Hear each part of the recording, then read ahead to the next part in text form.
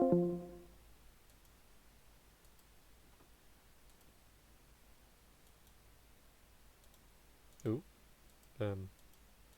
I'm back, I think. I'm back. And the thing is, Discord.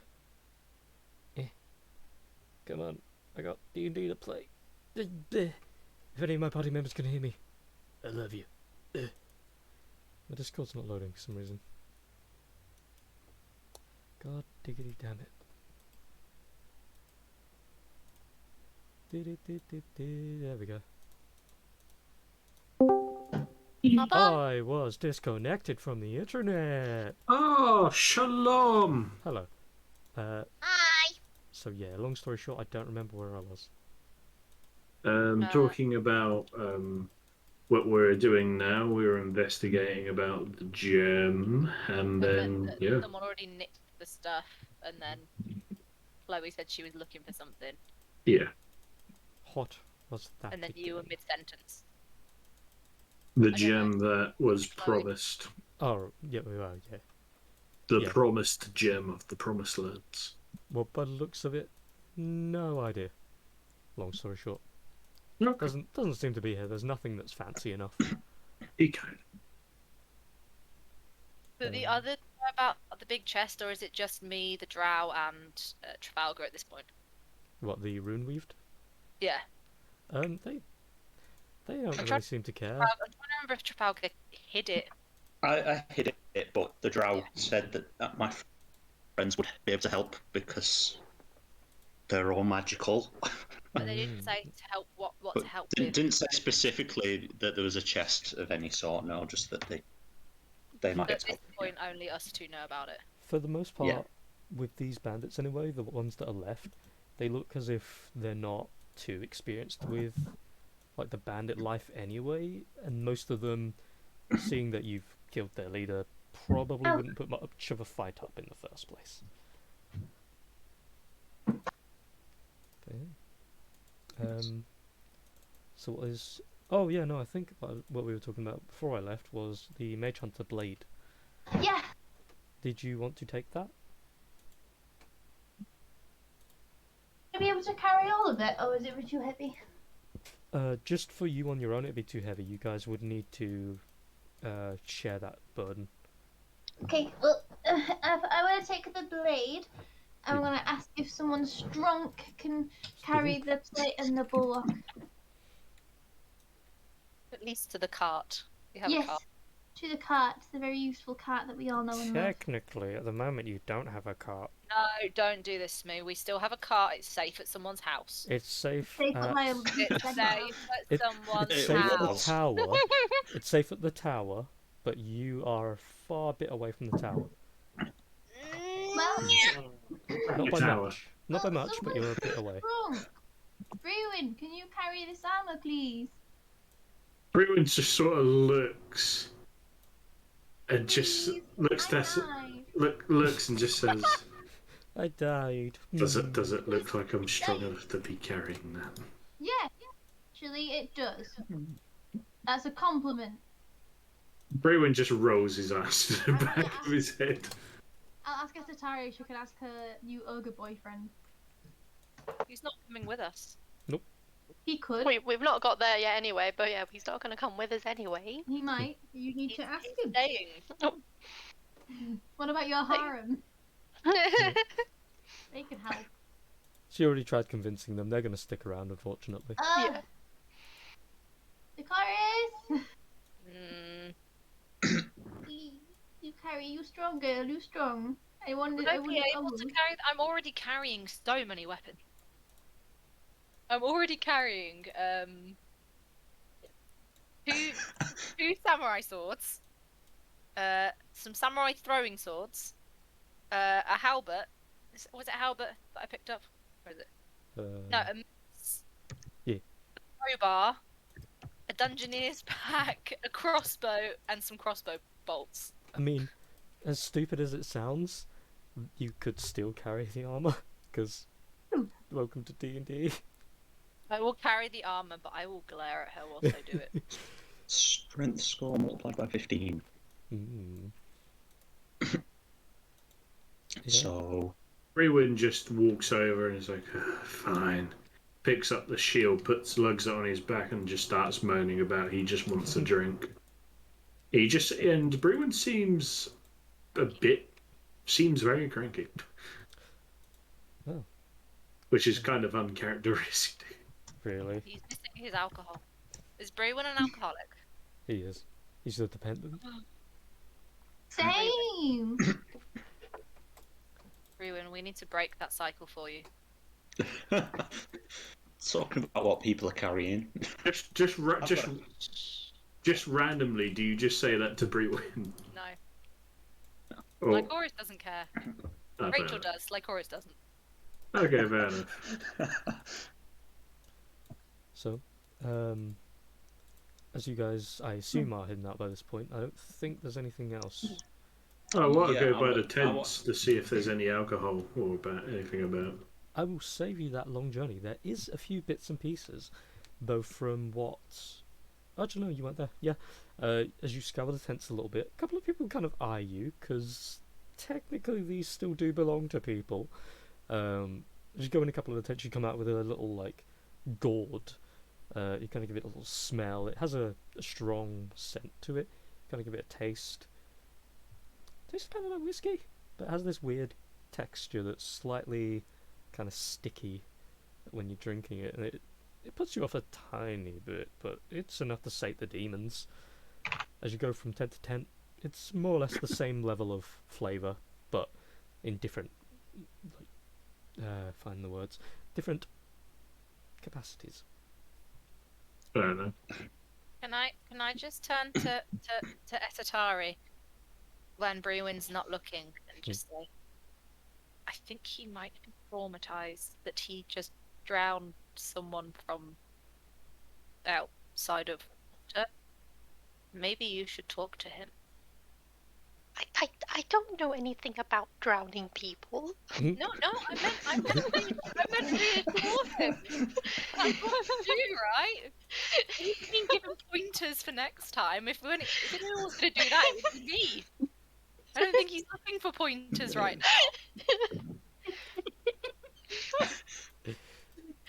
Do your friendly thing and make friends with him and make him less sad.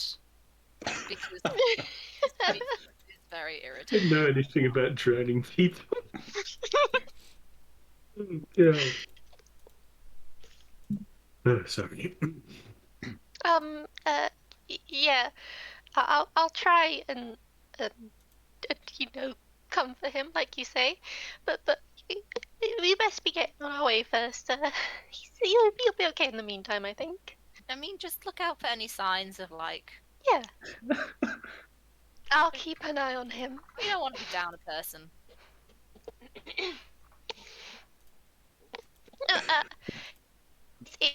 It's very nice of you to notice. I didn't know you were so caring, like Horace.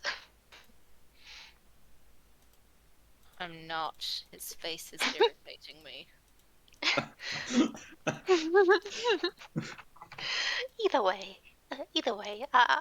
I'll try.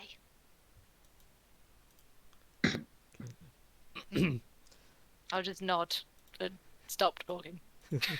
Suddenly just walks a bit faster. So I'm thinking she's not so bad after all. Ha! Joke's on you. Joke's on you. as you guys rummages, is there any other bits you want to do while you're here? Yeah, I want to take this dude, Brex, to one side and just ask him if he knows anything about the weaved chest and how Vortican was opening it.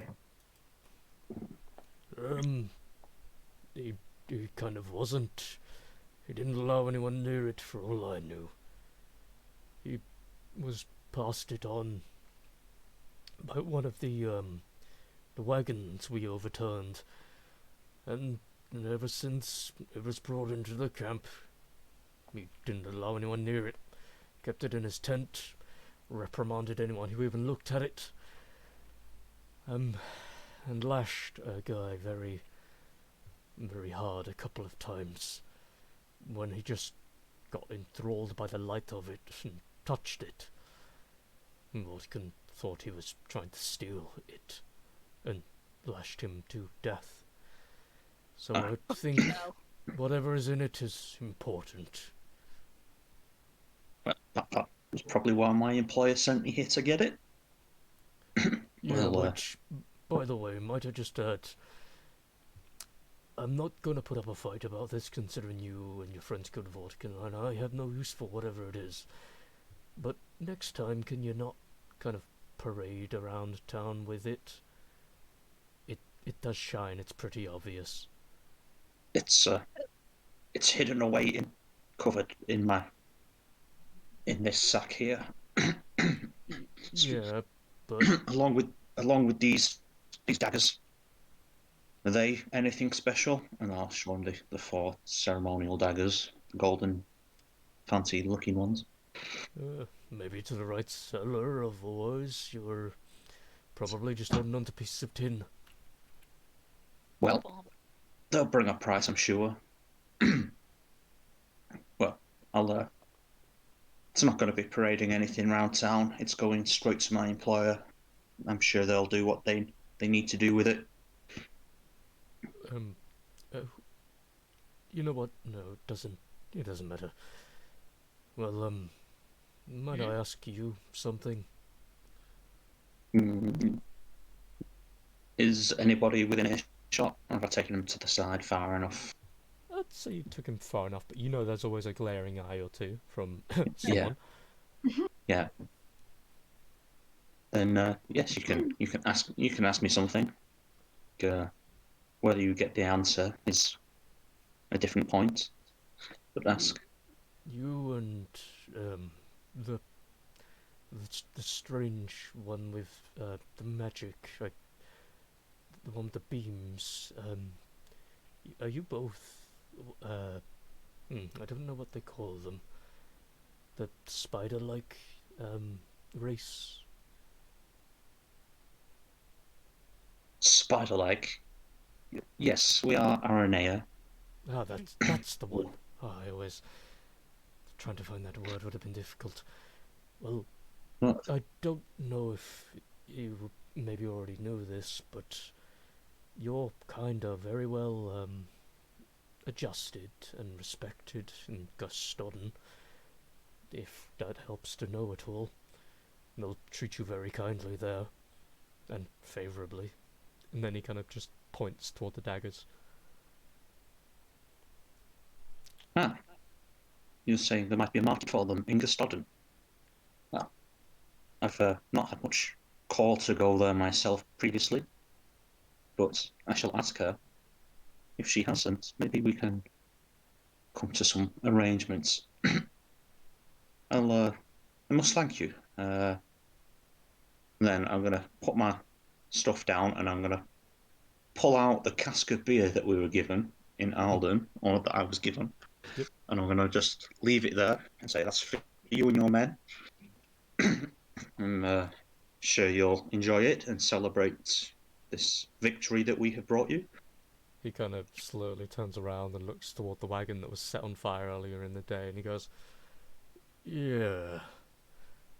Well, it'll yes. be a boost to the supplies anyway."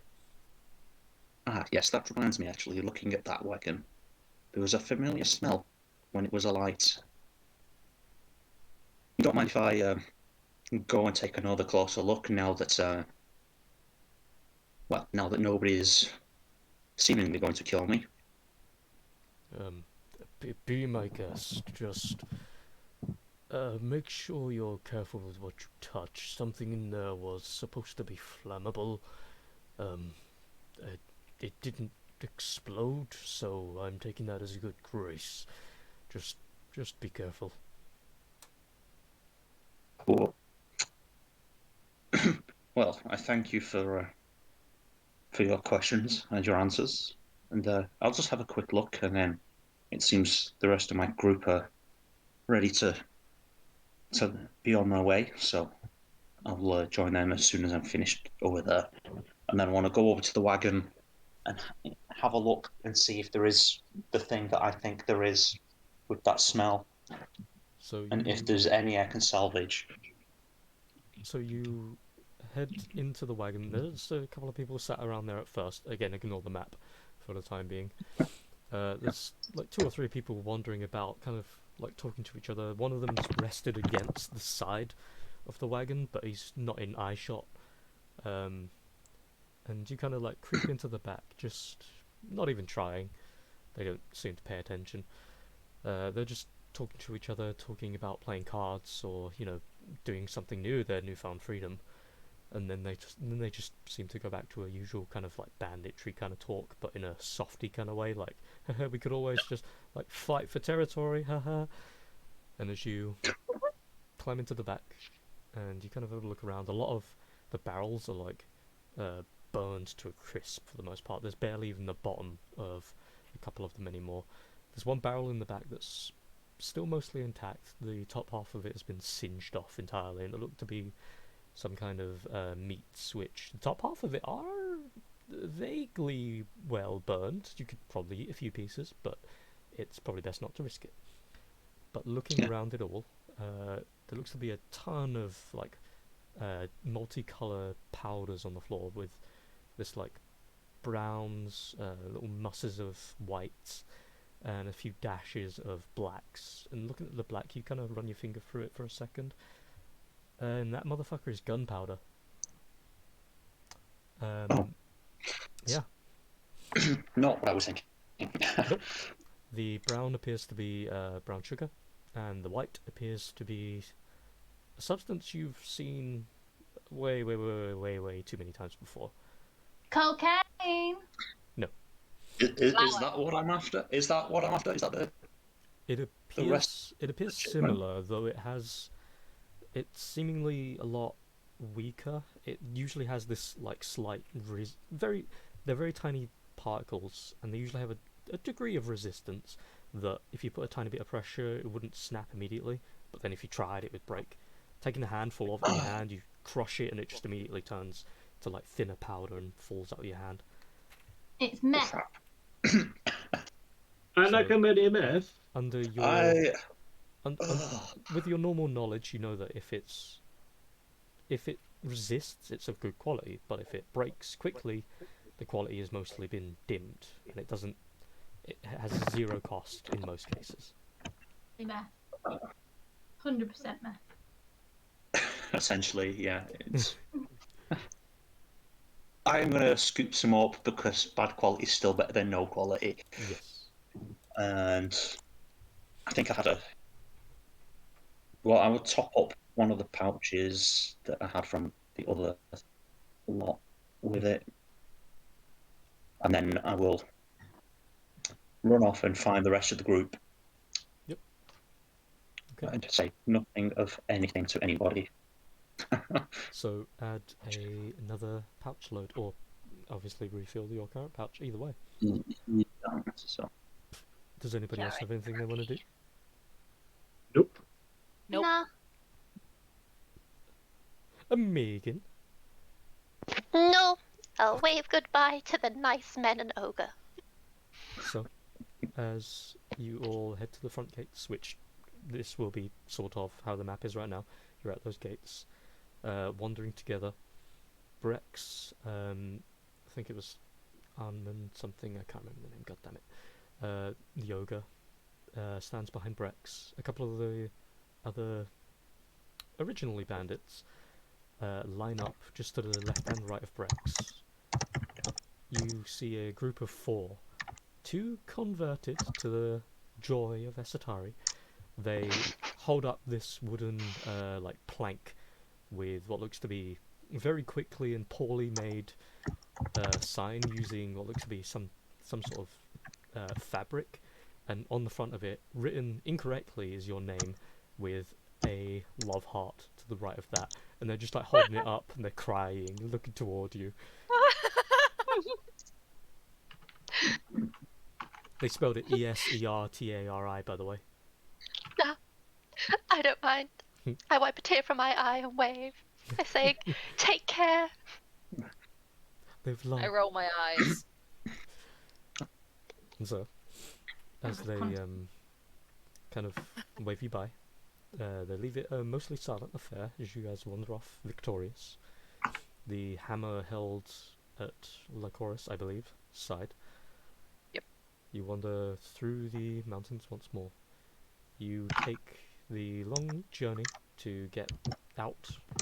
You move through the mountainside where the two full sides of mountains and those overhangs are, where the banners lay.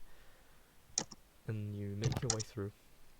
You take maybe your time to an extent. You've only had a short rest for the moment. You're all still fairly tired.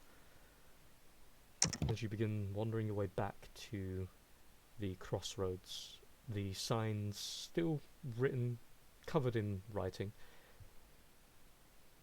You each wander along, just looking over at the scenery.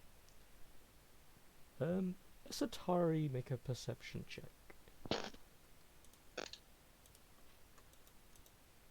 Nice. Oh, whoops.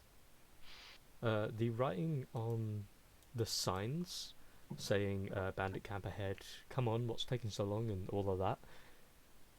That writing is almost picture perfect to what your boys written on the board that waved the sign goodbye to you. They knew you were coming.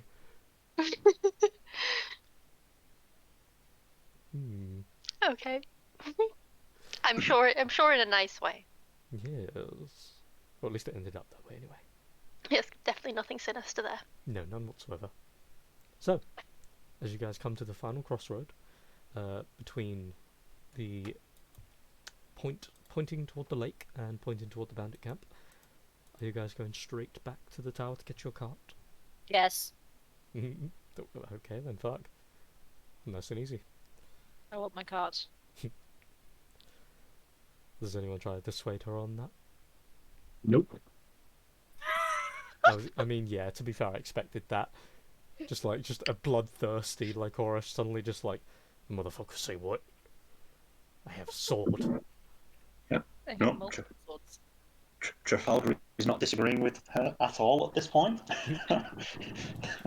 just made your peace. It's like, yes, whatever she says goes. Okay, so you carry on. Eventually, you go through all the usual locale, part towards the crater where you originally dropped off your cart. Well, technically the tower, but anyway. And recently fought that big old beast. You guys head down, taking the slope downward. I won't have you do any checks or anything. There's nothing in your way at the moment that you couldn't overcome easy. You head down into the crater. Those of you with tremor sense do feel what feels like familiar shuffling in the dirt beneath you. And as you guys continue forward, walking to the other side of the crater, popping up behind you is the moles yet again. They look over toward you, and if you turn to greet them, they kind of give you a little wave and then dig their noses back into the dirt once more. And as you go up the other side of the crater, you look ahead toward where the sandstorm that is barely visible to you still rages on. You see the front of the tower, your cart still intact, though slightly more sandy than you left it. As in, there probably was an actual sandstorm here because the thing is head to toe covered in sand. I'm gonna start cleaning off my cart. So as you each perch yourself in front of the tower, you look at your cart covered head to toe in sand. The entirety of the inside of it, sand. The reins, sand. The horses, sand.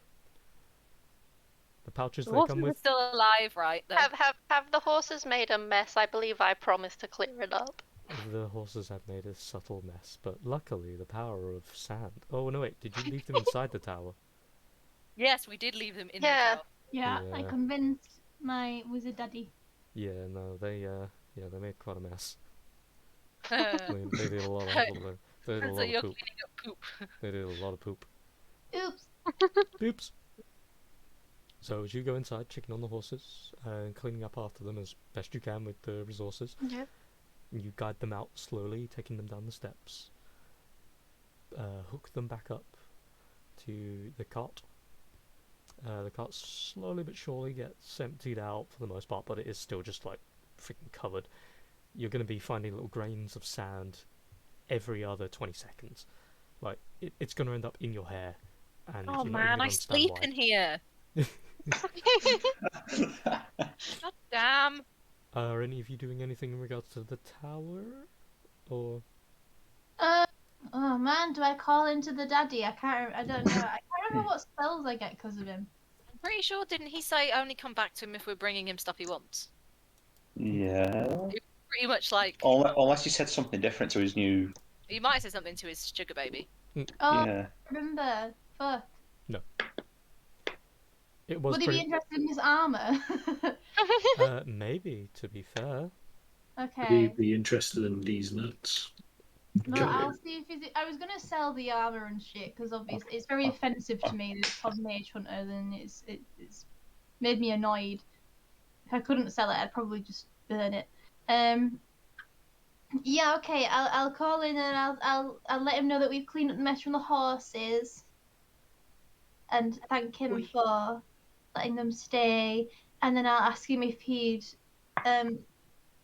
I'll give him the news about Vortigern being dead, and that we got this armor that stops magic, which is rude, and ask him if he's interested in it. So first, he goes, "Oh, yes. Well, first and foremost, what is a Vortican again?"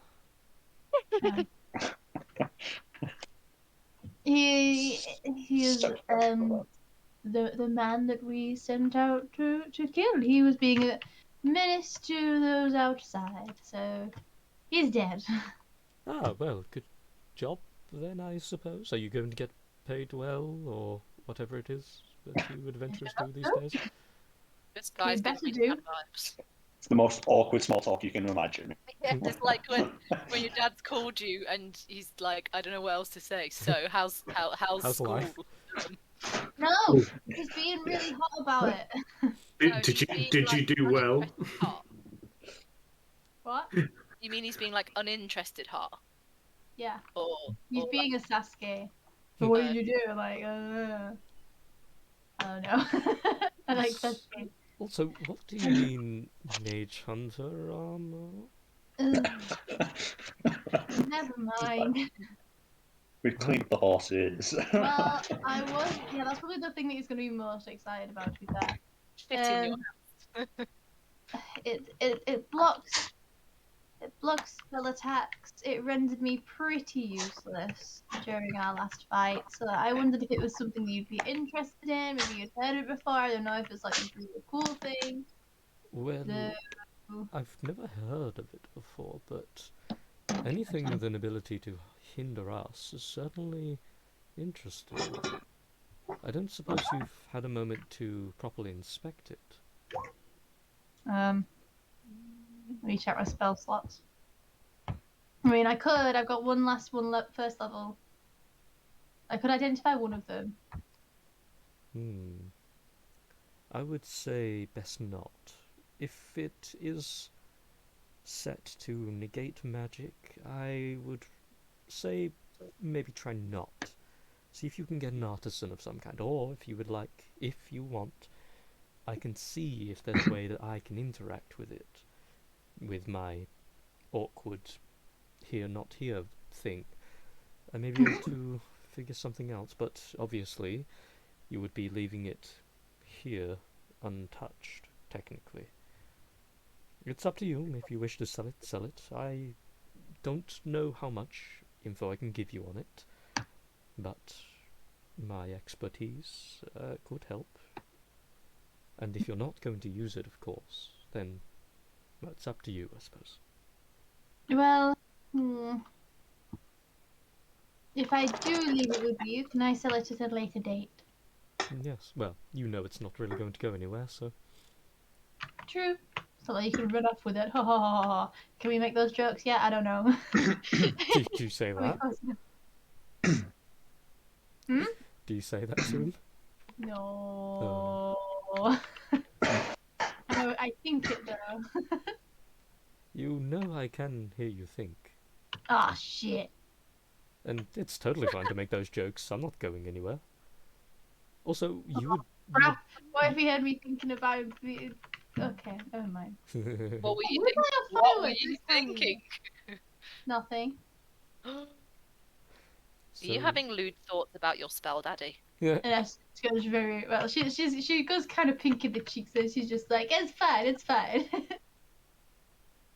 Mm. So good. Oh, also, 13 Orcs. said hello, and thank you for cleaning up after the horses. We love 30. Okay, you're welcome. We shall be off now. Okay. Here's the armor. I'll be back soon. So you kind of just like plop it on the ground. Are you leaving the Huh? sword as well, or is or is poor? All of it. Oh, baby, it's I was okay. going to say, otherwise poor Brewin's carrying this shield around. No, I'm leaving all of it, all the Mage Hunter stuff. Okay. I'm gonna ask him to check it, and then when I return to get it, I want to sell it, potentially, or maybe scrap it for parts. I don't know. Well, I shall do as I can. It's a pleasure seeing you once again, my young... Shall we call it apprentice for now? Or is there another more interesting term you have thought up? Wife. He goes even more pink. Nah, I thought Bell, so. baby. Senpai. Not sure what that means, but okay. Hi. Aka. Senpai. Well, say She's hello just to very everybody nice. for me. Oh no, don't go away. Someone's lighting fireworks from outside because they're fucking dicks, and so Jack's very scared. Check, check. Yeah, baby. It's okay. Oh, he's gone to hide under the bed. Stupid people with the fireworks. Keep it to one night, you dicks. Sorry. I'm back again. Give it to one night, you dicks. It's so annoying. I'm like, just get silent ones. Yeah. Still colourful and flashing, cool. Yeah, and it doesn't upset the animals. Mm. Yes, I'm just gonna go very red and not answer about the apprentice thing. Just be like, we'll be going now. Goodbye. So you quickly like scurry off. You head out. You notice the wagon is all prepped and rimed and ready to go. Also, the horse is still alive. I don't think I actually got to answer that. Yeah. Perch. You get the horse all reared and yada yada. You each jump on. You find your usual spots. Who is the driver? Do you Have a usually driver. Close the driver. Me? I'll do it. It's like Horus, it's her cart. No, yeah. So these poor horses have been left out in the strange terrain for a while. They're slightly sad and not listening as you rear the whip, so to speak. The horse, I'm pretty sure there's two horses, so I'll keep saying horses. Yeah. They both turn around and just stare at you. They don't move. I'm I'm gonna turn around and stare at Esatari and be like, do something. Do your thing.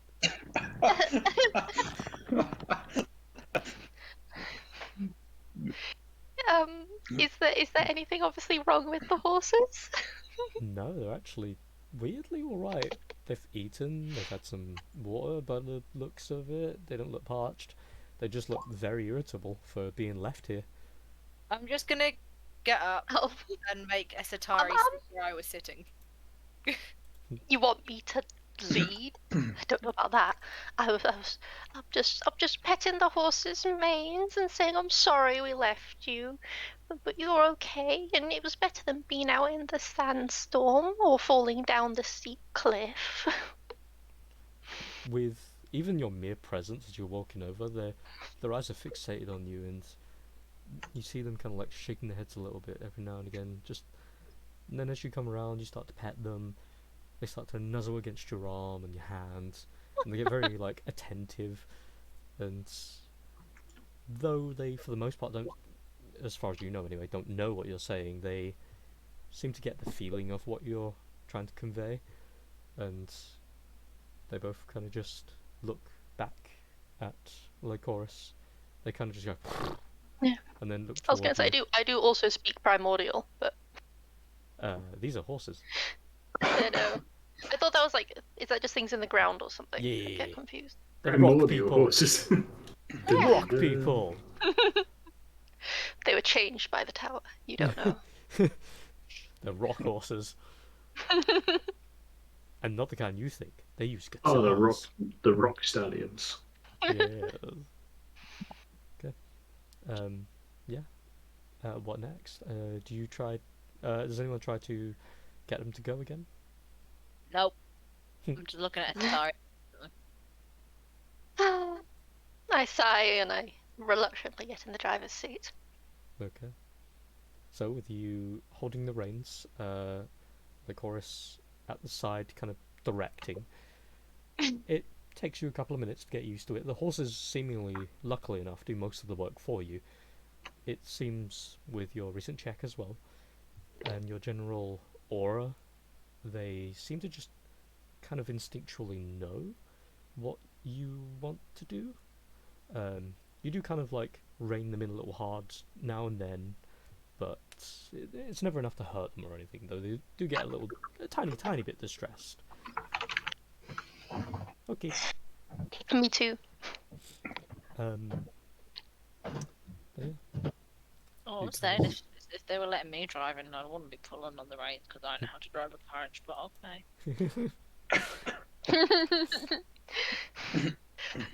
It's like, do you want to take the wheel? I will pull this cart over. I will pull this cart around. Don't you mum me, child. I'm hundreds of years older than you. I've got to make a Whatever, Grandma. party. I've got to make a party map token at some point. It's always that one. Yeah, I thought so too. Maybe it's in the other one. Well, anyway, let me find a quick. I've got so many things that are references. What is that? Here you go. Have an eyeball. Thank you. Creepy. Yes. Representative of majority of the party. Creepy as fuck. So, Excuse me. squeeze me. So as you guys go from the center of the rocky shelves, making your way downward, you see off in the distance, about another 2 miles away. Again, this would be multiple hours of travel, but with your horses, it takes you no time. You see the forests off in the distance. The land goes from this dry and sandy dune-ish to a very quick grassy green. And as you are running along, heading towards Alden once more, you take this path that you've seen a couple of times before, travelling around this way. And off in the distance, you see what looks to be another wagon that's travelling away from Alden. This dark grey wood that seems to be travelling off towards the centre of Yonime itself, going past the rocky shelves, past the swamp of Tithinel. And it's travelling at a very fast pace. And you get more or less a blur of it as it's going by. It's not like light speed crazy, it's just really fast. There seems to be 4 horses locked with it, so they've got double, triple the speed of you guys, and they just fly by.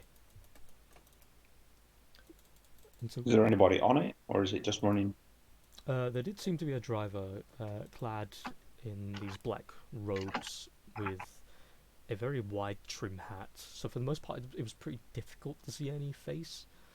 It was mostly like just black coated, a shadow over it and everything, and the back windows that would normally be open were like shut tight. Rich people. Rich people.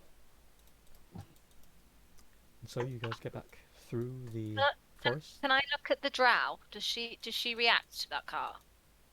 She kind of looks out at it lazily, just watches as it passes by, but doesn't seem invested beyond that.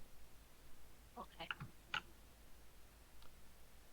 And so, do we have Sure. any words we Sure. want to do during this journey? Yeah. What was the name that Lycoris told everybody to call her, though? Philen, For I Len. think. Was it Philen? Wait, let me check. I've But got it on my sheet. Okay. I'm scrolling up Yeah, and I can Philen. see what. It was Philen. Philen. So, as we're travelling on and it's gone from the sandy, rocky ground to the bit more familiar paths, I'm going to take out one of the bottles of vodka I have. I'm going to take a swig of it, and then I'm going to pass it over to Lycoris, and I'm going to say, "So, Philen, is anyone actually going to tell me what happened back at the camp there, whilst I was rescuing our friend here?" As you say that name, the drow does kind of look at you with that slight confusion, and then turn to look back out the window again. I'll just sort of ignore the drow and be like, yeah, well, we fought the Vortican guy. Breen drowned him, but with the bubble of water, he pushed it down his throat and drowned him. Freewin, Mr. Good Guy, killed a man. I thought that Waterboarded him was. to death. I thought that was your job. I was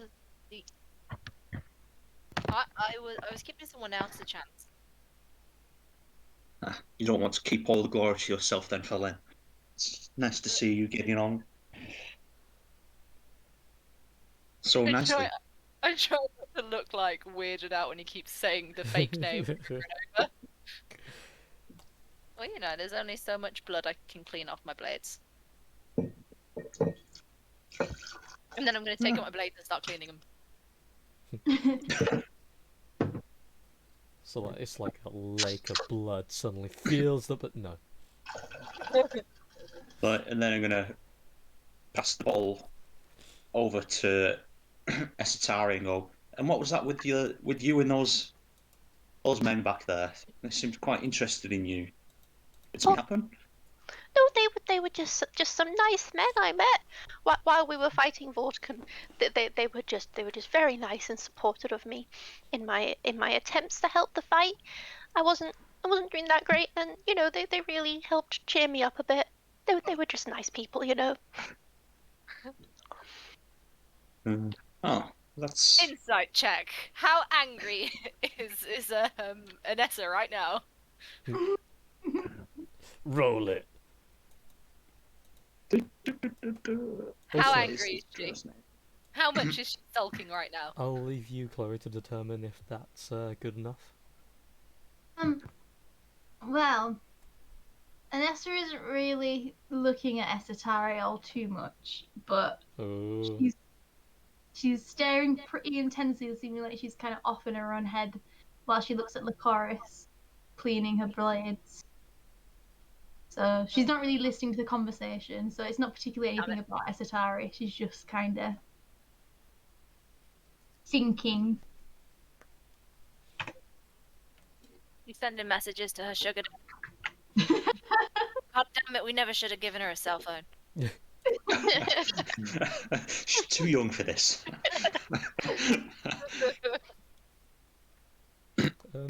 I will say with that insight, it doesn't really seem like the conversation is impacting much, and it's about the pretty lady. That's weird in its own. Oh no. Everyone's quite traumatized.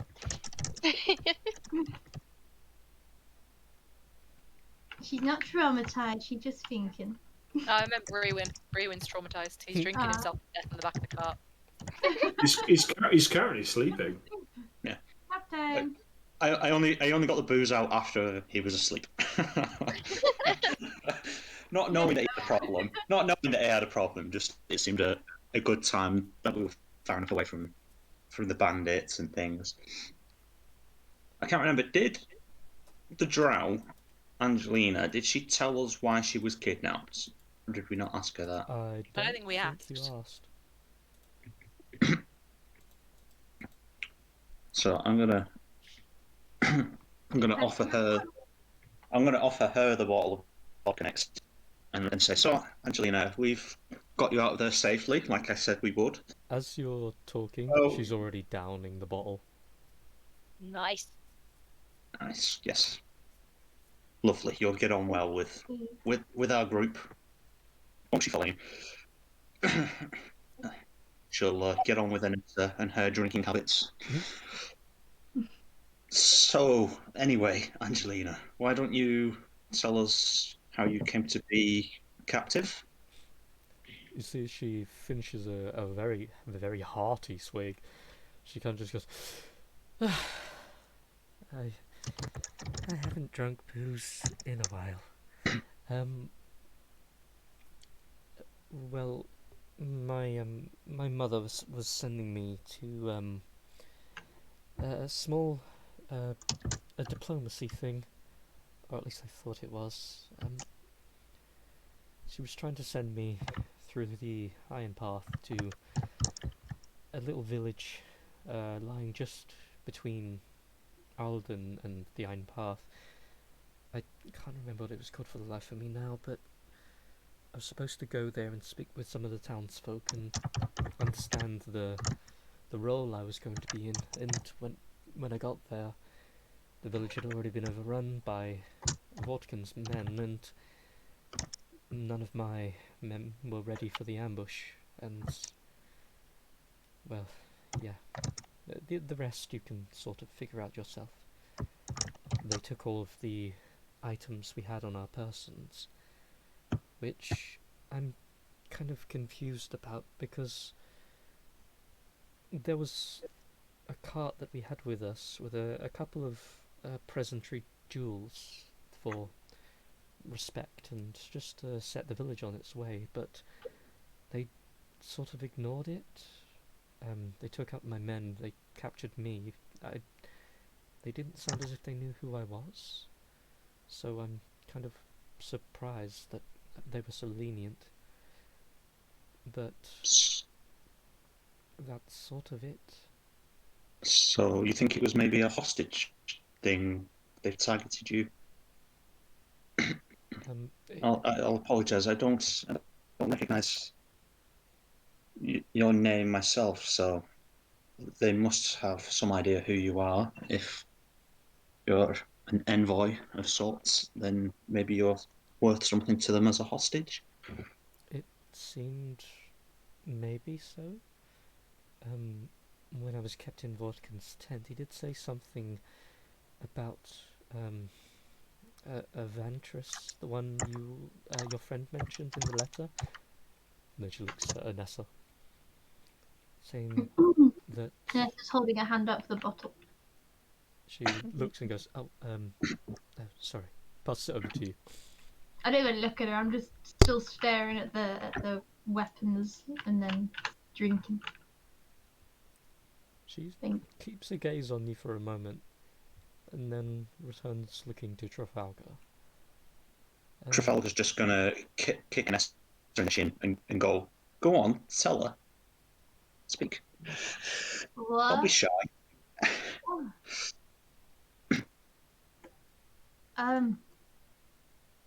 I'll tell her the contents of the letter. Yeah. That. Oh. She. Yep. Sorry, go on. No, sorry, my got a tickle in my throat. Oh, okay. He kept mentioning her. As far as I know, she never came to the camp. I was kept mostly in the tent. There were a couple of people that came by, but I think they were mostly other bandits, like captains of some kind. There was one woman with a slightly heavier tone. She was like you and Anessa. She was an Aranea as well. I vaguely overheard her saying something about taking the next treasure, and then she looks toward the rune-weaved chest and kind of head points to that. To Ventress when she was on her way back, and then she would drop me off after that. But beyond that, the most I heard from the name Ventress and while captive is that she's apparently a member of a three-person coven. I think it was called something along the lines of the relics of three. Does that trigger anything Not really. to me or Anessa if she's an RNA on about covens and things? No. It doesn't. Yeah, I'm paying attention now. It doesn't seem to proc anything. Although Chloe, make an Arcana check with disadvantage. Oh, I've got a +7, so it better be good. It's not. Oh wait, Yeah. never mind. The dice on the screen looked good. You're kind of back in the conversation, but your mind's still slipping a little bit. You think on it for a second, but it doesn't sound familiar. Ah.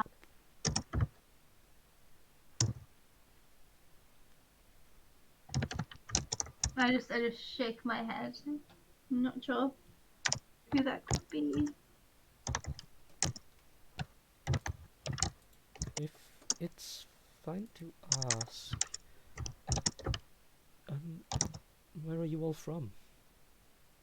I sort of recognize the usual facial changes from being in sunny areas. So I'm assuming most of you, bar, I'm sorry, I've heard two names. Which one do I call you? And she looks at you, Lycoris. Belen. Philen. You are pretty much the only one who appears to be plausibly from Gustodon, though you have a different... Then she kind of just looks you over for a moment, outfit-wise. Attire to what we're used to.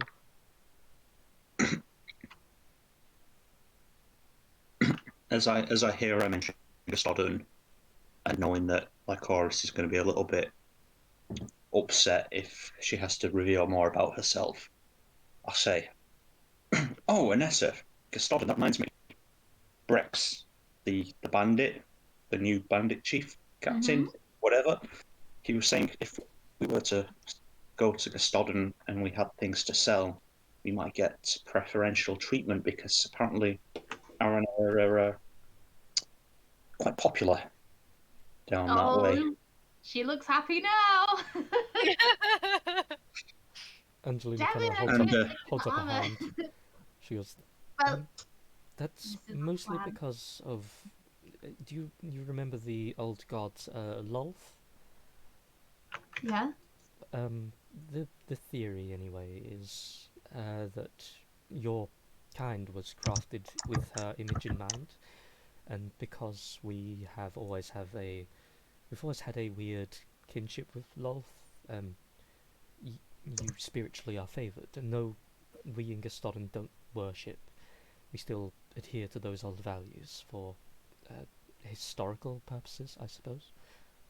And so we cherish everything spider-like, and so you too, of course, are very favoured. You're not exactly pieces on a board or anything. You're not something to hold on a mantle, but people just... It's like having euphoria in vision. It's rather difficult to explain, if I'm being honest. That sounds like the kind of preferential treatment I want, where Yes. We're making more there's money. benefit, but they're not keeping an eye on us that closely. Oh, Vanessa, everybody, I'm Technically, assuming.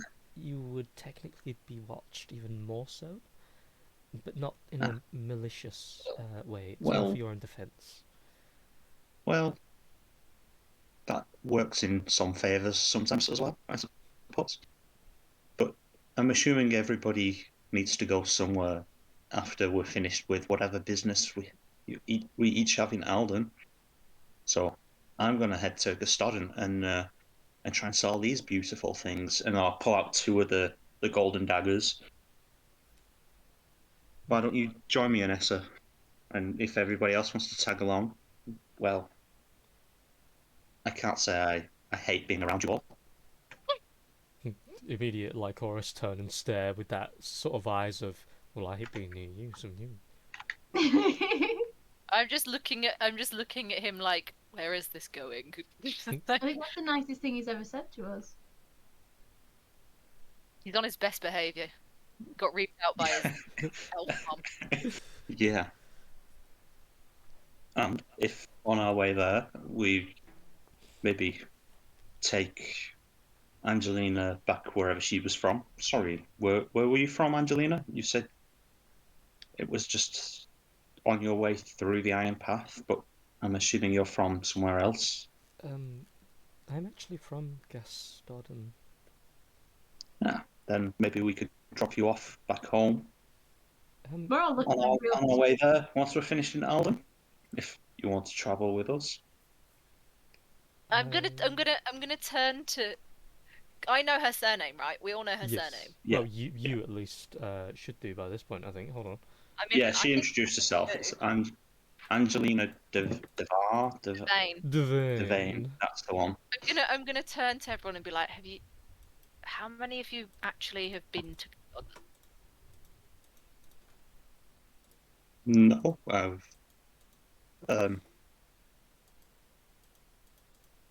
I'm No, actually from somewhere in Tehran, so well, I have been for many years at least. So I'm gonna look at Angelina and then just sort of say, returning home will be an unusual. The Devane family is it's not just your average family. Wait, are you And saying just are you saying that out loud or to her? I'm saying it to Trafalgar, but I Okay. don't think he realizes. oh yeah, I know it's the one that you had the Yeah, thing but on. I'm trying to make it seem like he doesn't. I'm just being nice and I'm letting him know. Yeah. Oh, she's from a really rich family. So I think it's probably best that people who are going to be treated kindly should be the ones to bring her home. Wouldn't Well, want anyone to get the wrong idea. I'll take her home. I bet you would. Mm. Sorry, that wasn't encouraging. No, That no, wasn't obviously. Mine was. well, who here would be treated unkindly in Gustafsson? There's no reason for anything, right? Uh, hold on. Let me I know just do a they. brain quick. So with collective knowledge, Araneo will be treated with a higher regard. Drow will be treated like Drow. They're everywhere. That's normal. Um, brain. Kalash. Wait. Kalashtar. Yeah, Kalashtar are just, as far as most people are concerned, they are just normal people like humans. People, for the most part, can't differentiate until the powers and whatnot appear and do as they do. Then Yeah. people are like, oh, okay, that's weird. And in Cool. Connor's case, like, again, he looks like a He human. looks human. So people will just be like, oh, okay, it's just another fucking human. Whatever. We all look human or fit into one of the preferential races, all right? Yeah. For the most part, there is no unpreferred. Though they've always had a weird, not dislike, but a glare toward constructs. Just mostly due to the civilization of Gastodon, the cities, being mostly man-made, so they don't like the new era for the most part. They're very historic valuing. They don't follow religion as much anymore, but they do value their history. Well, would I know which part of the city the like rich people's houses are? Yeah. For the most part, there's 3 places in Gastodon. There's the Elven Mountains and there's the Dwarven Mountains. Then there's the lower city, which is, for the sake of context, this little mountain there. Okay. I have placed buildings in front of the mountains, but the buildings are in the mountains. It's just for context. Okay. So the smaller one is called the Undermountain, which is where most of the either slaves, workers, or anyone who can't afford to live in either of the other cities go. Okay. You guys don't have to stop there. You can go to any one of the major cities, run by the Elven government and the Dwarven government respectively. So I'm assuming her family's in the Elven one. Yeah. What part of the Elven city? Would I know that? You would know that she is quite easily in the one of the upper levels. In total, the Dwarven has layers. The Elven has sections. So the further down you are in Gastodon, the lesser you are. The higher up you are, the better you are, of course. Okay. You can easily get to each section through the mountain. They have what's essentially these winding caverns that work as like staircases almost, that split in the center of the mountain itself to lead you to the different parts, whereas the Dwarven one has essentially rocky elevators that can lead you to each and every floor. Okay. But yeah, But she lives in the fancy district. I'm gonna just say my business takes me to a certain area in the lower district, so if you take the car, I'll hop out at my destination and you guys carry on up to Mr. Vane's house. Yeah, Anyway, well, excuse him early. seems agreeable. And then we can meet up once she's back safe. Yes. And whenever your business is concluded. But we have to finish and conclude our business in Alden first. So. And then I'm gonna kick Brewin open and offer him the rest of the bot. Kick Brewin open. Kick him open. Brewin open. Murder him on the back of my car. I don't think so. Oh, fucking think so, buddy. I'm gonna kick inject, like, not massively hard kick him, but like kick him enough to get awake, and then offer him the rest of whatever's left in the bottle after I've snatched it back from Anessa. And then I will snatch it right out of your hands. Just you watch. Fight. Everyone will just Well, let's see where this goes. I was enjoying the vodka. Brewin. Okay. Everyone will just sort of like wake up to that. Seem a little bit disorientated due to just waking up. Look, just sort of like sniff the air a little bit as he sort of like notices the bottle in front of him, smells what it is, and just downs it. So we're all in agreement then. Gastodon, after we're finished in Alden, it's nice to have you on board the Brewin. Sort of like Brewin just sort of looks, sort of like sits up, massages his tempo, and just goes, "Yeah, sure." Sounds good to me. That went easier than expected. Well, okay.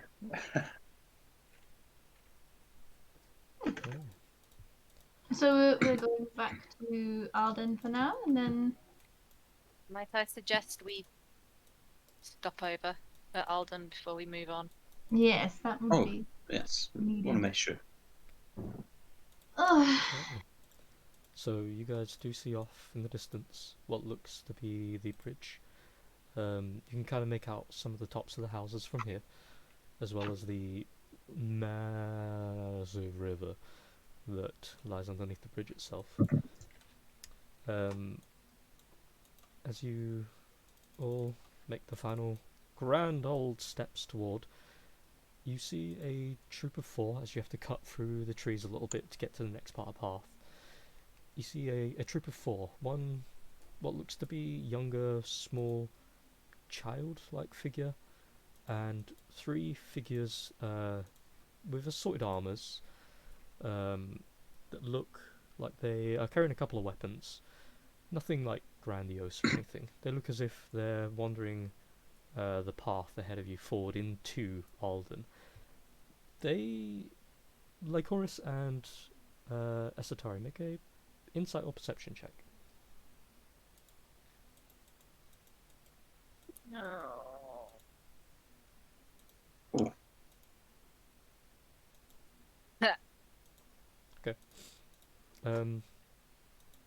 So,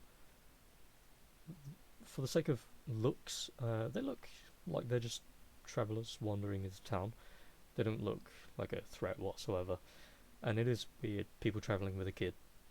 For the sake of you, Lycoris, their body language is weird. And familiar. And as you're kind of looking them over, you're trying to think of where you've seen the kind of walking they're doing, the footprints, and then you see the very shaky hand holding on to the hilt of the sword, like with what looks to be no intent to draw it, but with that check, unfortunately, you don't know for definite. But the guy's anxious about something.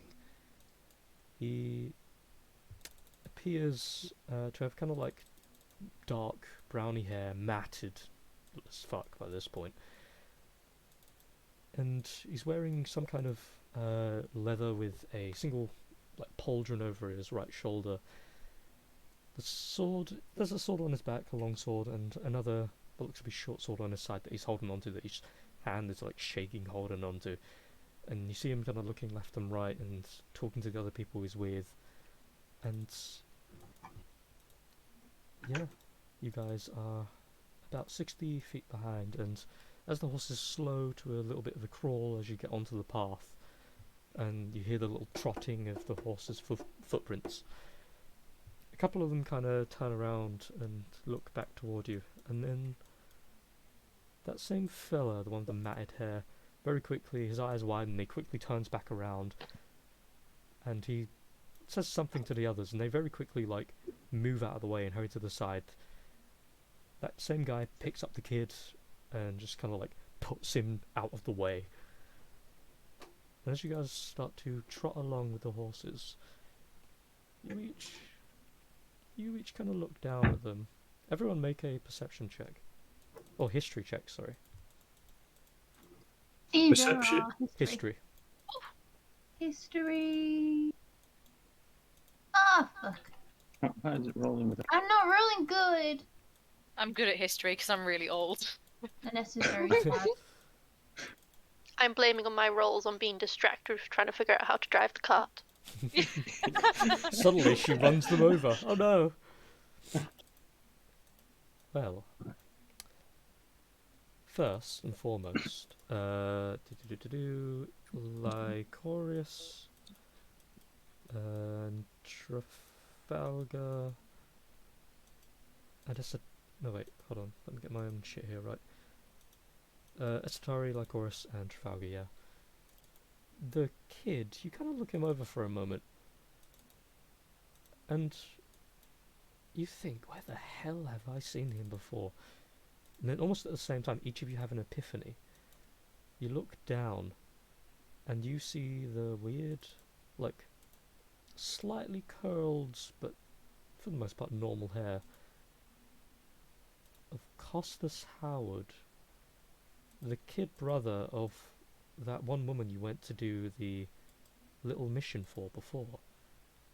You remember her showing you the picture of her brother? Wait.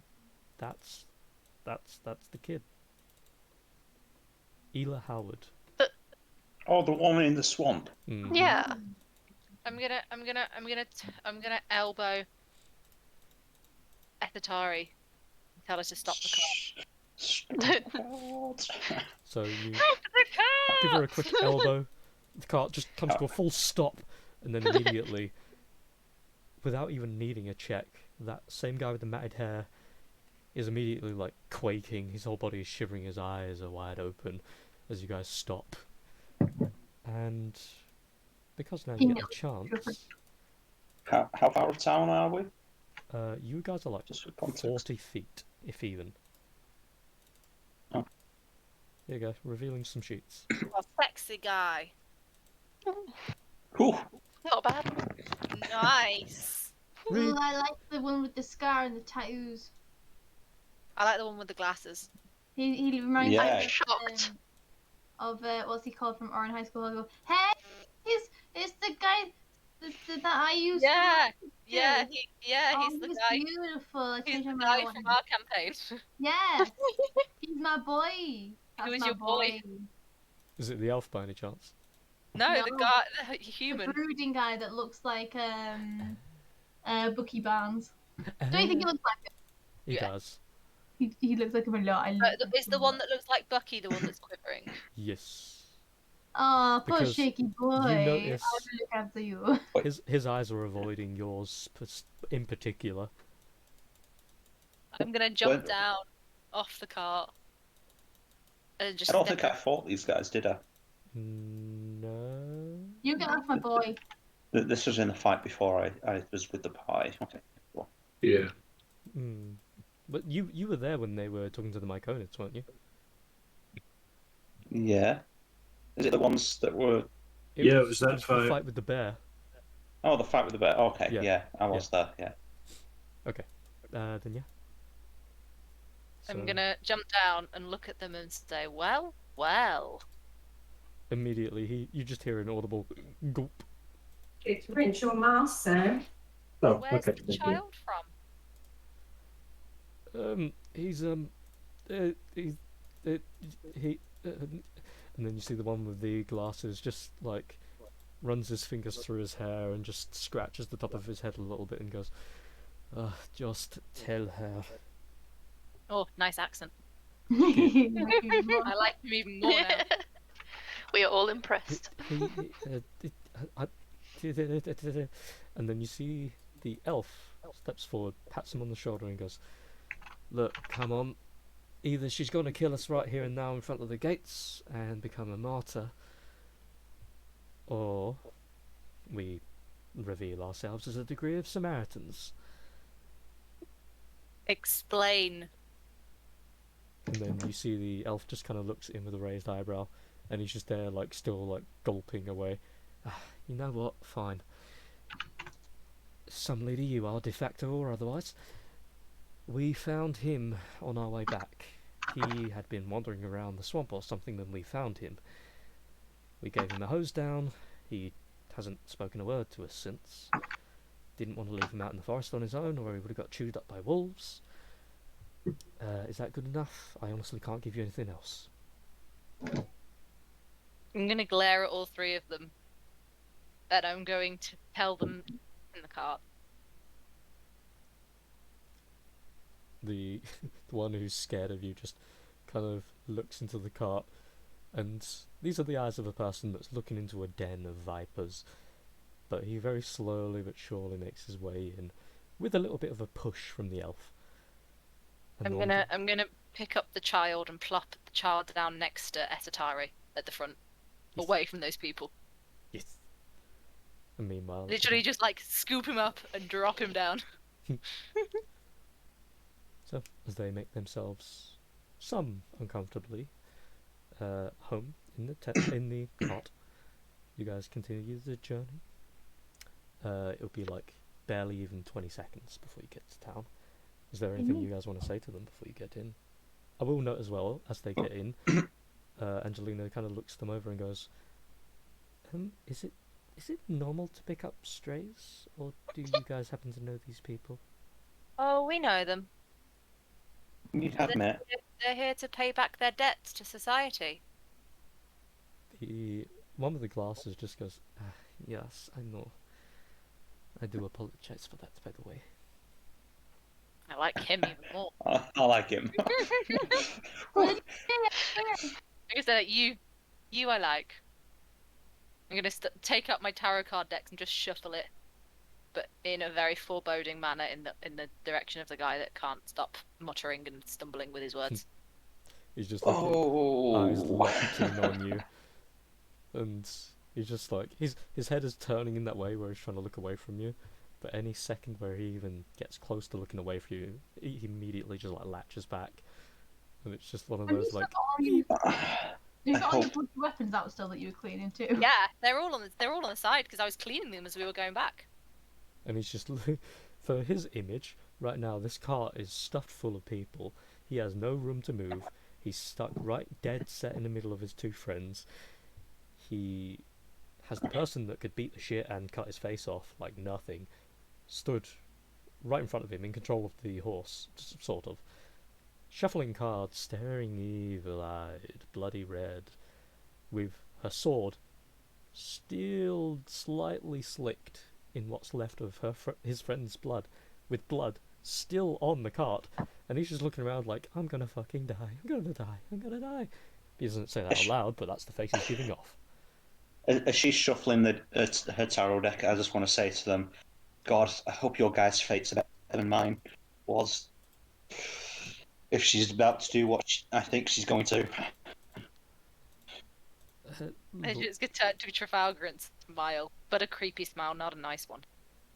And I'm gonna flinch at the sight of it, turn, and then sit on the back of the. Make a performance check. Oh, it's not a performance; it's real fear. I mean, it's fair. Just make a persuasion check. Yeah, let's do What's the persuasion. difference between? Oh, No, I was going to say what's the difference between, but yeah, either way. Yeah. So the guy who's like flinching and everything, he believes it. Like, he kind of looks at you for barely a couple of seconds, and then looks over toward her. His head tilts back a little bit more, and he tries to push himself even further against the back of the cart. I'm gonna pick up the first card and then just sigh dramatically and say, "Oh, wow, this card's not a great one." Well, did you pull death or something? No, I pulled the Queen of Cups reversed. It means the river of compassion has run dry. You hear the elf just, as he turns and looks to his friend, he just goes, "Ha! You're fucked. I'm sorry, mate, but there's no way I'm going to help you with that one. If she goes for you, I'm walking away. I'm running." have we passed the gate yet? You just get to the gate. You As we the get to the horse. gate, and Yep. as we get to the gate, and she says that, I'm like, I'm so sorry, and then I'm gonna climb out of the cart and just be like, I'll catch you up later, hopefully. I'll pull out the next card and say, "Oh, the Hanged Man." Well, Okay. Let me This- move that quick. yeah, that's a nice one. The Hanged Man implies that you should enjoy the value of self-sacrifice. You see the one with the glasses kind of raises an eyebrow. Then could you tell me what, in regards to my situation, does that mean? I've always been curious about the tarot, but none have ever exercised such speciality for me. I'm just going to look at him and pull out the third card. And then I'm going to sigh and pout and say, "Looks like you got off this time. 5 of Cups. Although times have been dark for you, you're going to be able to pull yourself out of a painful situation. Nah, is that begin by Move any, on." is that by any chance on agreement of 5 cups of booze? And then you see him he flicks his fingers and there's 5 gold coins that he starts twirling between his fingers. I'm going to raise an eyebrow and look at Esatari like, not Esatari, Inessa, and be like, "Is this what?" I was gonna say. Just Lee, Yes. is that guy near me? On the cart, he is the one on the far left. Okay. I'm going to say this quite audibly as he says something about 5 drinks. And I'm just going to sound very grim as I say, I drowned a man with a flask full of water like that. And just carry on staring at the floor of the car. I'd like to say that throughout all this, I've just been chatting quietly, not expecting a response from the boy, just saying, why have we met before? I don't know if you remember. Trying to distract him from whatever's going on in the back of the cart. I mean, us talking about people drowning and booze. Yeah. I've got to wonder how this drow woman feels. It's like, yeah, come join us, and then we're all on about, yeah, we're going to kill these guys. Yeah, These guys murder. are frightened of us. Like, I look towards Brewin and like give that face that's like, geez, where the fuck did that come from? I'm going to turn back round to the guy with the glasses and say, all of these cards indicate turning a new leaf and doing something fruitful with your life. Well, that is good, as I had the intent. We did come to Alden specifically for that, in hopes we can give repentance. Well, aren't you lucky we happen to know the mayor? He just gives a small nod, and then puts his hands together and just looks out as you guys reach the square. And I'm giving him shifty looks. I don't understand what he meant by buying drinks. exactly that. He said it was the 5 of cups, and he pulled out 5 coins. So he's going to buy us drinks? Yeah. Nice. Let's go. Cool. So, what are we doing, everybody? You are in town. Out Welcome of curiosity, one Yes. last thing, Lee, sorry. Yes.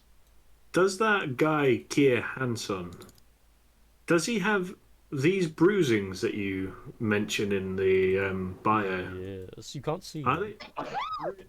I was about to ask, are they visible Let's see. bruises or just under the armor? More than likely they're under the armor, though.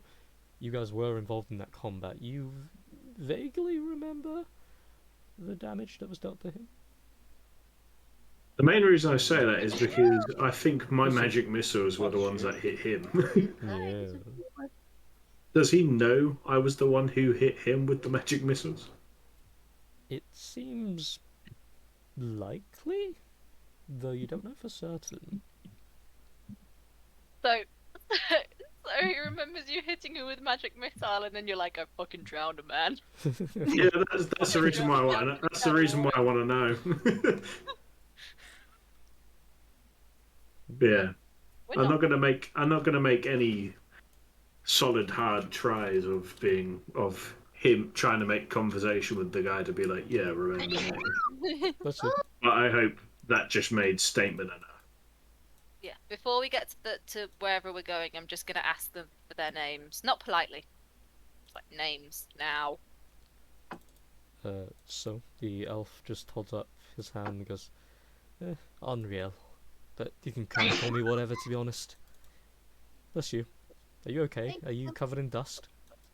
I'm so sneezy. He's allergic to male characters. What do you No, Yeah. I'm not. The opposite. I am. You're allergic to female characters? Nah. Everyone. Ugh. You said you were allergic to the opposite, so that means females. I assume she meant she was. I don't know what the opposite of allergic is. Never The mind. opposite of allergic is like magnetically attracted to. Every single character that we get introduced to, Nessa's just like, no. Nice. Yeah, she liked the quirky one at first because he looked pretty and he looked like Prince Caspian. But then she likes the look of this unreal person now. She wants a bit of rough. The one with glasses kind of just gives this small head drop, eyes closed, and then raises it again. You may call me Kier. And the shivering coward turns to his left, and he slowly raises his hand, a very quaky hand, and goes, Simon, you can call me Simon, or don't.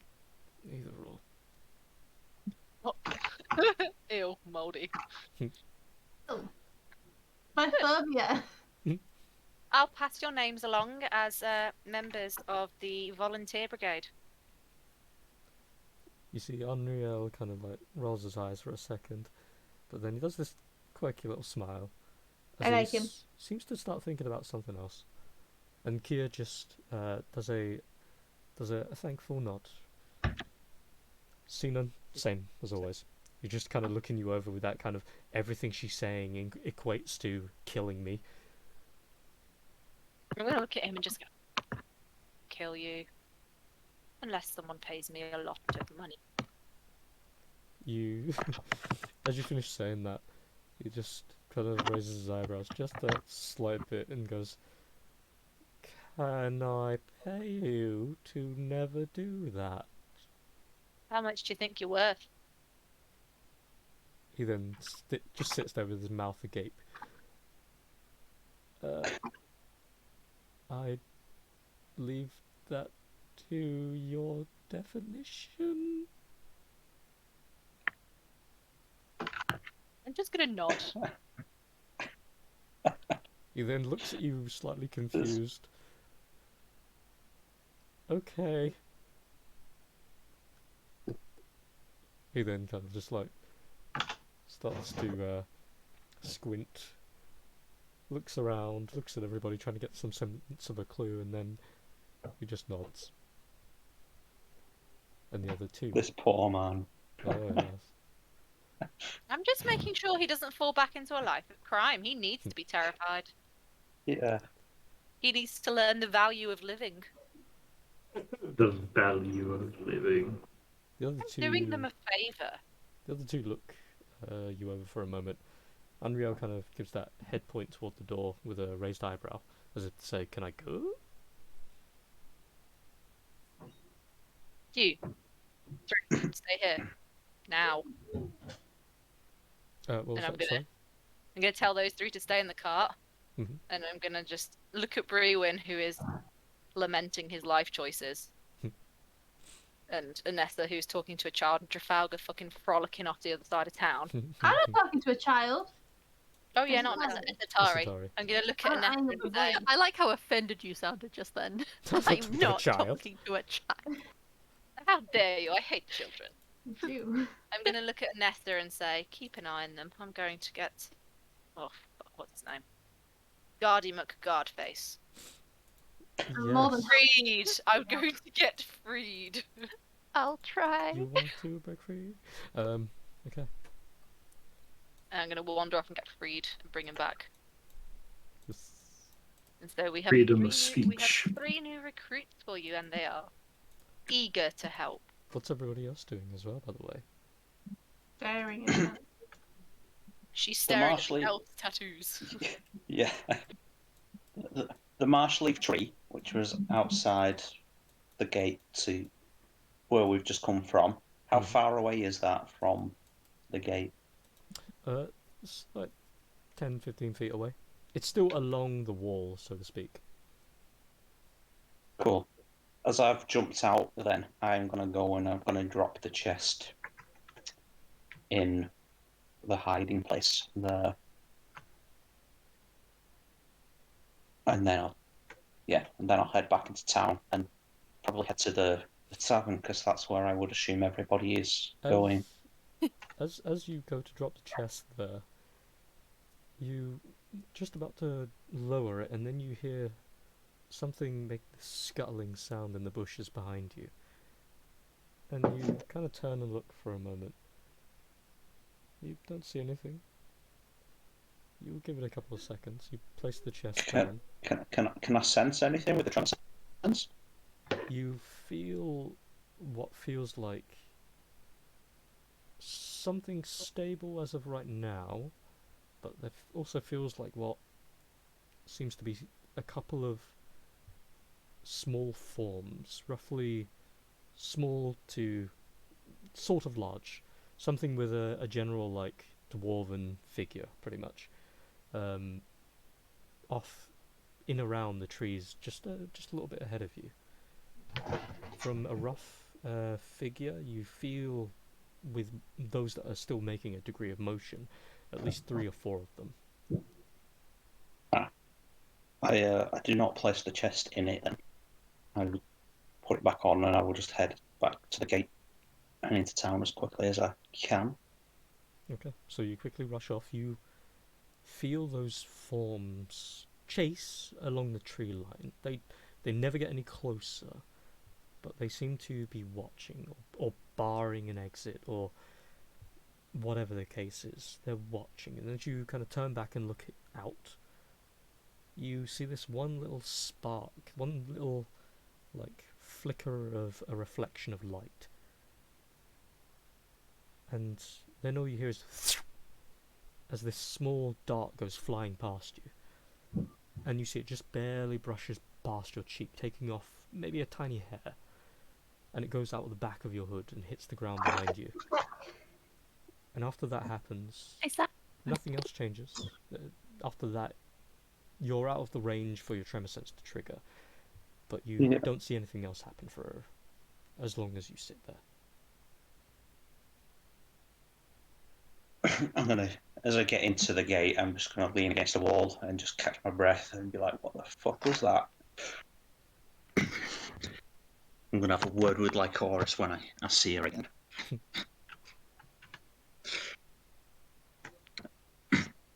And then, yeah, and then once I've got my breath, I'll head to the tavern. Okay. Or the inn, whatever it is. Yeah. If we just offer up the people, freed, Yes. fucking Mayor man. Mayor man.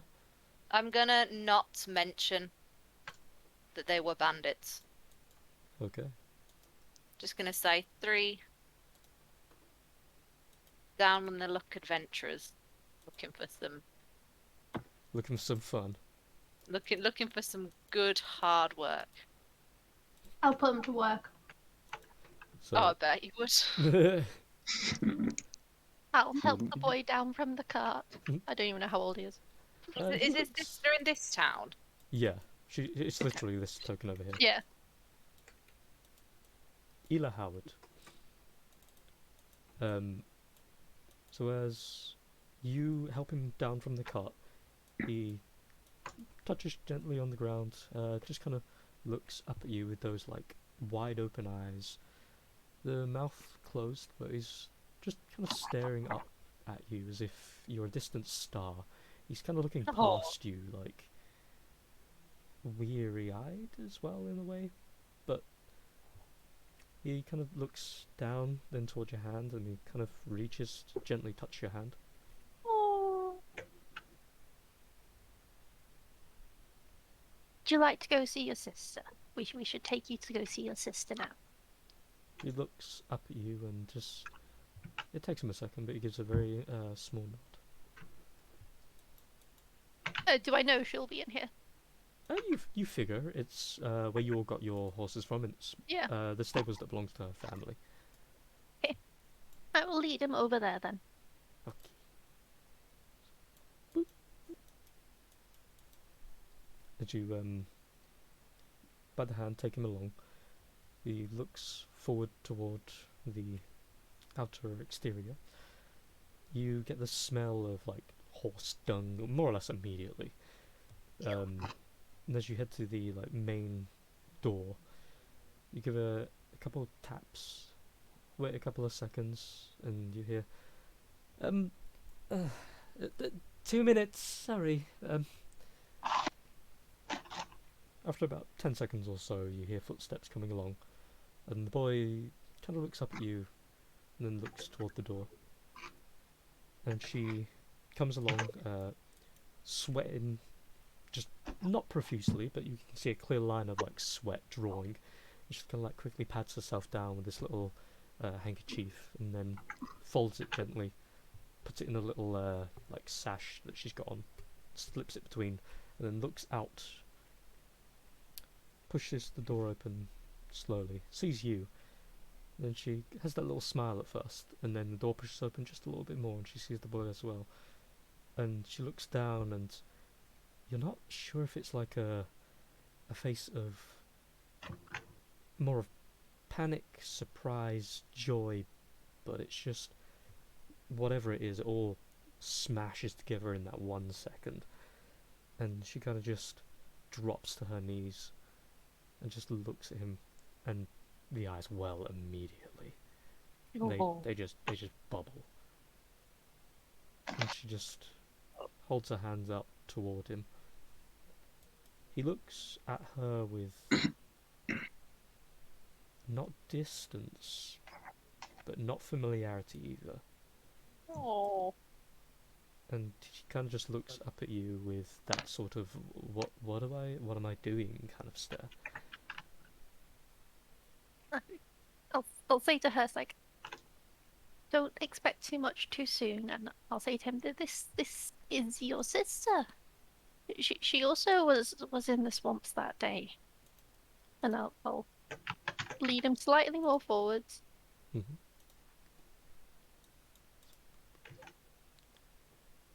And he kind of looks at her. You see, as he's kind of looking her up and down, he kind of fixates on her face for a moment, and then gently, like, brushes her hair back slowly. And she just gives this very incredibly warm smile, and kind of pulls him in for a quick hug. He then just starts to brush along the back of her hair, pushing it backward a little bit. Mm-hmm. She then just pulls out a little, still holding, looks up at you, picks him up gently and holds him. How? Where? Why? What? Thank you, I guess. I don't care about the rest. She very quickly pulls you into a hug as well, just as you're about to start speaking. And you just feel a little bit of, like, you're not sure if it's like tears or a bit of sweat, but there's just something wet on the side of your face, and you're just kind of like, oh, okay, yeah.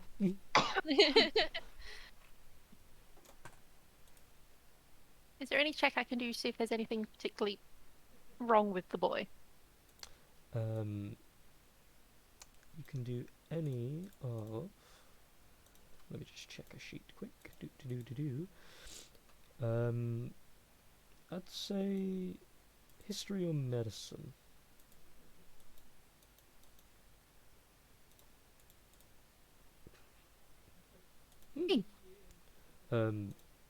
So you've seen something similar before, not exactly in this weird extremity anyway, because he seems to have normal motor function, although he's lost the ability to speak, or at least either that or whatever's caused this thing has caused him to stop speaking.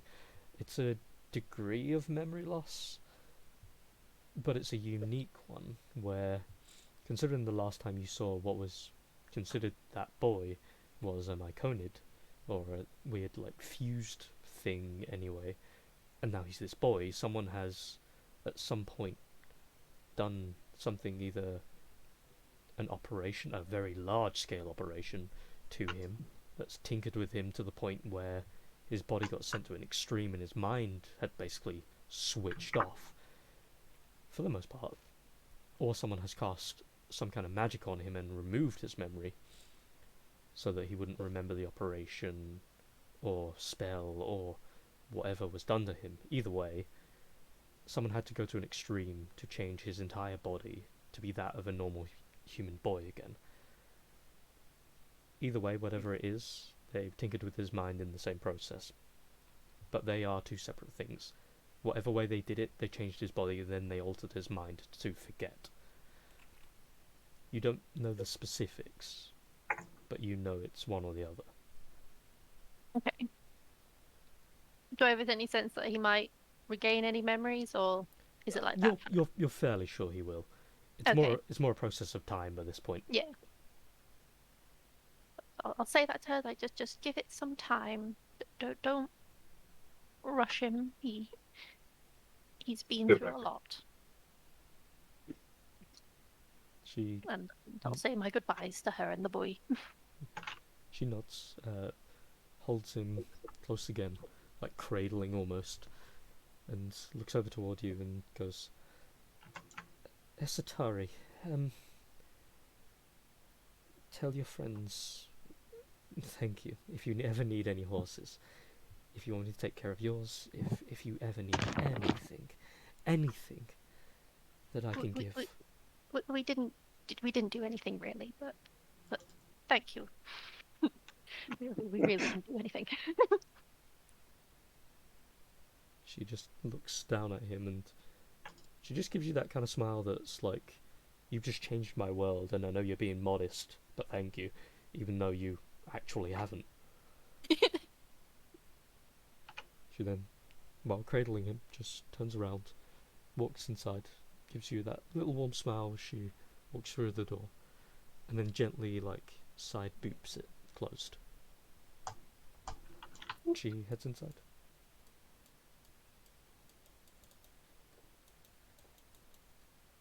Okay.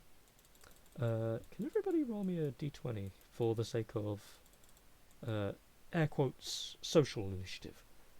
No!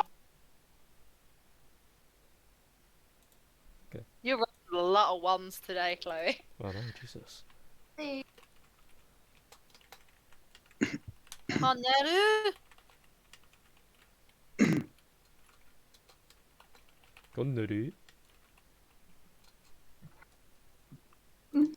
Arigato konneru desu. Honor! Well, we'll get back to him whenever he heads back. He might be talking with his mum still. There. Unless he's muted. And has been talking this entire time and he didn't realise like an idiot. Nope. Because I know a while back his mum started talking and then he muted himself. I'm sure I would have realised by now, hopefully. No, trust He's me. not. He's not muted now. No, but he could have done it by the headset. Oh. Oh, well, anyway, he's not replying, so I'm assuming no. But he's done it before. Haha! Okay, Trafalgar, yeah, you. Do you have anything you want to do? Well, Eddie wanted to try and drop it off. There was someone there. Everyone else doing their other bits as I head to the tavern. So I'm going to find. What was he called? Oros. And then I'm going to sit down at his table. And I'm going to go,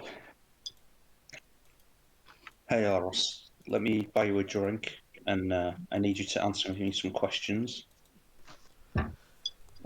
What do you know about my current assignment? You understand, not only do you not need to buy me a drink, but information is not exactly cheap. Well, I'm going to buy you a drink because I need one myself, and I'm not drinking alone right now. Whilst I wait for my friends, at least. He raises his empty, what looks to be like a silver chalice almost, and goes, well, cheers to that then.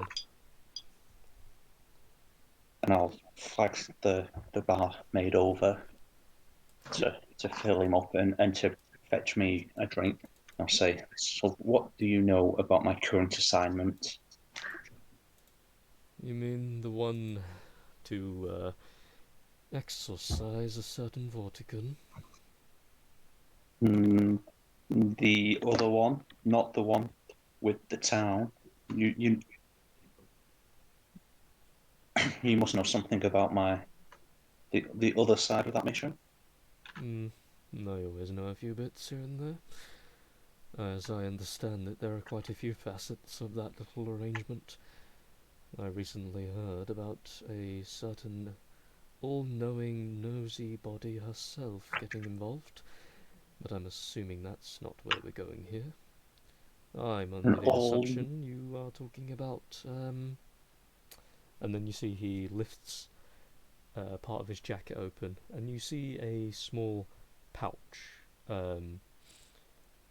with what looks to be a tiny hole opened at the top, and then he gently pulls at the bag, opens it up a little, holds it in front of you, and you see that similar white substance. No, but about that, I think some of the shipment may have been lost due to circumstances at the camp with our other mission. This is that's of no concern to me right now. The other one is this, and I'll drop the the bag or the sack or whatever it is. I've got the chest in, and I'll drop it so that you can hear that it's a heavy something. Also, for technicality, since that thing's not going to fit in a bag or anything, it is massive and heavy. It will probably just be the case of you having to tie it around yourself and put a Well, there were sash like or something blankets. over There it. were blankets and things in the tent, weren't there? Yeah. we wrapped it in a blanket and put it in a sack. Wrapped it in like a blanket and made like a sack type thing out of it. Yeah. So Okay. it's not a sack. Yeah, it's covered though, and also I'll drop that and say it's not that. Although I would like to have managed to save the rest of that, obviously. But this is. I went to the usual, or to the designated drop-off point, and it seems somebody was waiting. You see the one not covered eye actually turns to you and pays attention. His head doesn't turn, but the eye looks toward you. And he says, "That's concerning. They're early." I'm back. Hello. Have I missed much? Hello. No, not really. Okay. There Who? was a small collective of people I ordered to come along and collect a few things. I'm under the assumption that when you went to the designated point to drop it off, they assumed you were trying to steal it and tried to attack you. But the problem is they weren't supposed to be here until tomorrow. You cannot get people who are on time anymore. Mm. Unfortunately, I cannot shoo them until they've collected their shipment, so, as much of a pain as it is, I ask you keep hold of that for now. Though I Well. must ask, have you touched whatever is inside of it? I can barely even see where the seam is to open this thing. Although I have tried, I would show you, but it would draw a bit too much attention, even in here, in this corner of the room. He kind of peeks down toward the wrapped up chest, and then his eye gleams back, off into the distance as usual. Well then, just make sure wherever you keep it, you have it well armed, defended. Despite appearances, this place will be overrun if anyone figures out what's in there. As he's saying all this as well, he's got his hand up toward his mouth, covering any sound from going out too far forward. He always directs his voice so that it's toward you, and in more of a whispered tone. And he always has that subtle crypticism where needed. And just make sure, if you are staying here tonight, that you and everyone else in your party that you trust keep it held in the same room. Have watches defend it.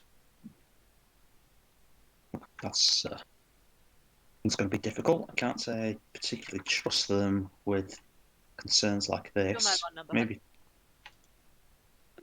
What?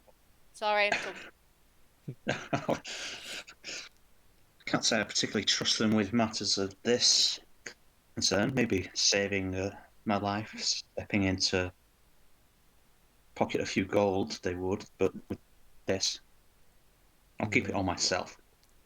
But you seem to know what's inside it. Can you tell me? I do not. However, I have a good idea, and like I said, I cannot and will not expect that thing to be left alone tonight. It doesn't Well. matter about the who, the what. In worst case, I will send my people in to collect it from you, if that becomes a problem. But for tonight, I don't care what reason or what rhyme, trust them or not, the money is that good that it is worth the pain. Yes, well, I'll keep it with myself tonight. At least we'll see how things are when the rest of my group gets back. I'm surprised it's taken them this long. They were just, well, I don't know what they were actually going to do. I assumed they would have been here already. As always, it's a pleasure speaking to you. And you, And of course. I shall speak to you next time I have business. Otherwise, I don't really know you. And then I'll grab the chest and I'll proceed to the corner at what has become our regular table. And I will buy myself some drinks, and I will just be drinking until the rest of the party comes back. No, you... Maybe contemplating what the symbols of the horoscope are on the chest. Connor, roll a d20, please. Okay. This is for a social initiative.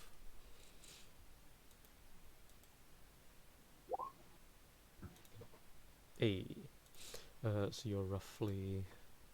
You are second last. Ha ha ha. Okay, Lycoris. What are you doing, my dear? Oh yeah, you are at the thing. Guardhouse. I'm talking to Creed. Freed. Creed. Yeah. Creed, whatever the fuck his name is. Breed. Gingerbread. Eid. He, as you come along with those three, he is outside currently talking to a civilian. They break it off for a moment. He turns and says his farewell to the person. They kind of wander off. Freed looks toward you with the three newcomers and just says, "Ah, welcome back." And then he spends about a second looking you over. Then he notices the weapon on your hip. And for the first time, a smile comes across his face. He doesn't say anything, though. I'm just gonna hand him the mace and say it was done. He holds his hand up. No, if it suits you all too well, I'll accept visual confirmation. As well, I might have another task for you, if that is fine at some point. But for now, who are these three gentlemen? I'm gonna shunt them forward and say these are three adventurers we came across on our travels. They're looking for some more permanent employment, perhaps in local forces. He looks each of them up and down. He does a little, walk by them and just inspects them. Xenon, of course, with, his current, shivering with you still existing, gives Frida a bad vibe. As you can tell by his face, he looks him up and down with that kind of squint and stare for a moment. When I see him do that, I say, don't mind, I took it upon myself to test their martial abilities. Good. And they held up relatively well. Any that can do well against a strange art style as yours, and as flexible as that same fighting style is more than good enough to join the forces of Alden, I suppose. However, and then you see he kind of stares them each with dagger eyes. If for a moment you slip up, I will throw you into the waters. Now be clear. And he stares specifically at Xenon. Xenon just rapid head movement, looking over toward you still the entire time, and then Freed just stomps his foot on the ground. I said, are we clear? Xenon's eyes immediately turns toward him and goes, yes sir. He immediately full body salute, and the other two are just there with a sly grin or a soft chuckle. And then Freed's eyes immediately just glare at them both. And Rio goes, Yes, sorry, boss. And Kia just gives a straight stand. He gives a low nod, looks toward you, gives you a very small wink, and then looks back toward Freed. I'm I was gonna say, don't you worry, I'll be checking in to ensure that my good references are doing as they should be doing. Now I have to go see a boy about a box. Cryptic as always. Of course. Thank you for this. And if it's fine with you, wherever you're staying, I wish to come personally deliver the reward that you are overdue. I believe it will be at the inn. Oh, fuck, or not. Garlands. Yeah. Garlands. Yes. But there'll be a few of us in the tavern for the next few hours. And I'm going to point at the guy with the glasses and say, don't you forget, you owe us all a drink. He crooks a tiny smile and then flashes the same coins in around his fingers and then flicks his fingers and they disappear. Nod my head at Creek, start walking towards the pub. Yeah. Okay. Esatari, is there anything you want to do after you vacate the premises?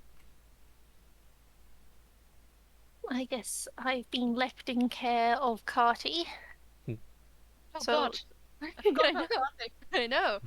I guess I'll unlatch the horses and take them down to the stables, whatever, and return Carty to wherever the spot was that Lycoris was sleeping at outside the inn. Directly outside of it. Yeah. Okay. The horses are brought back to Howard's pen, perched up.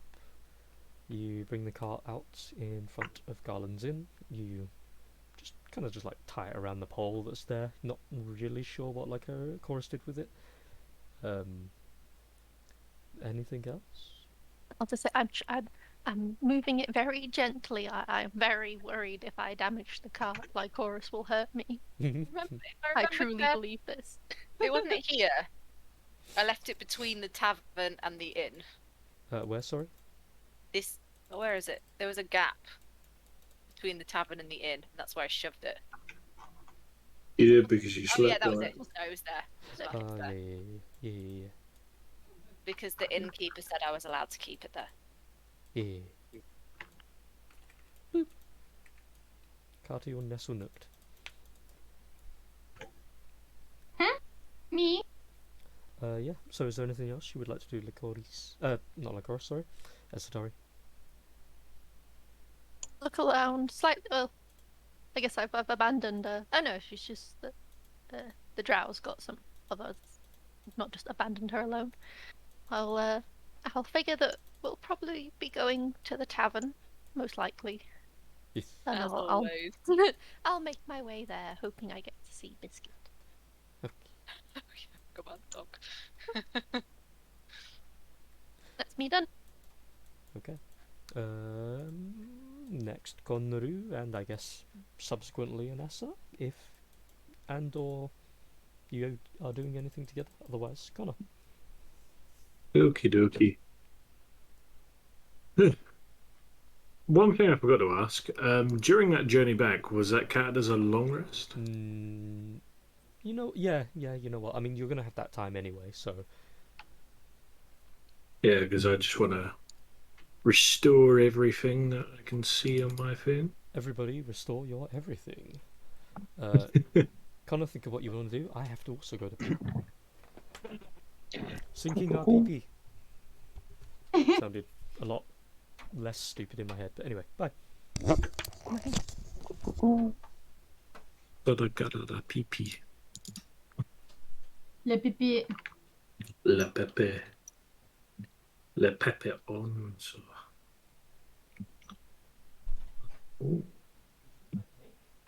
my boy will be on stage now.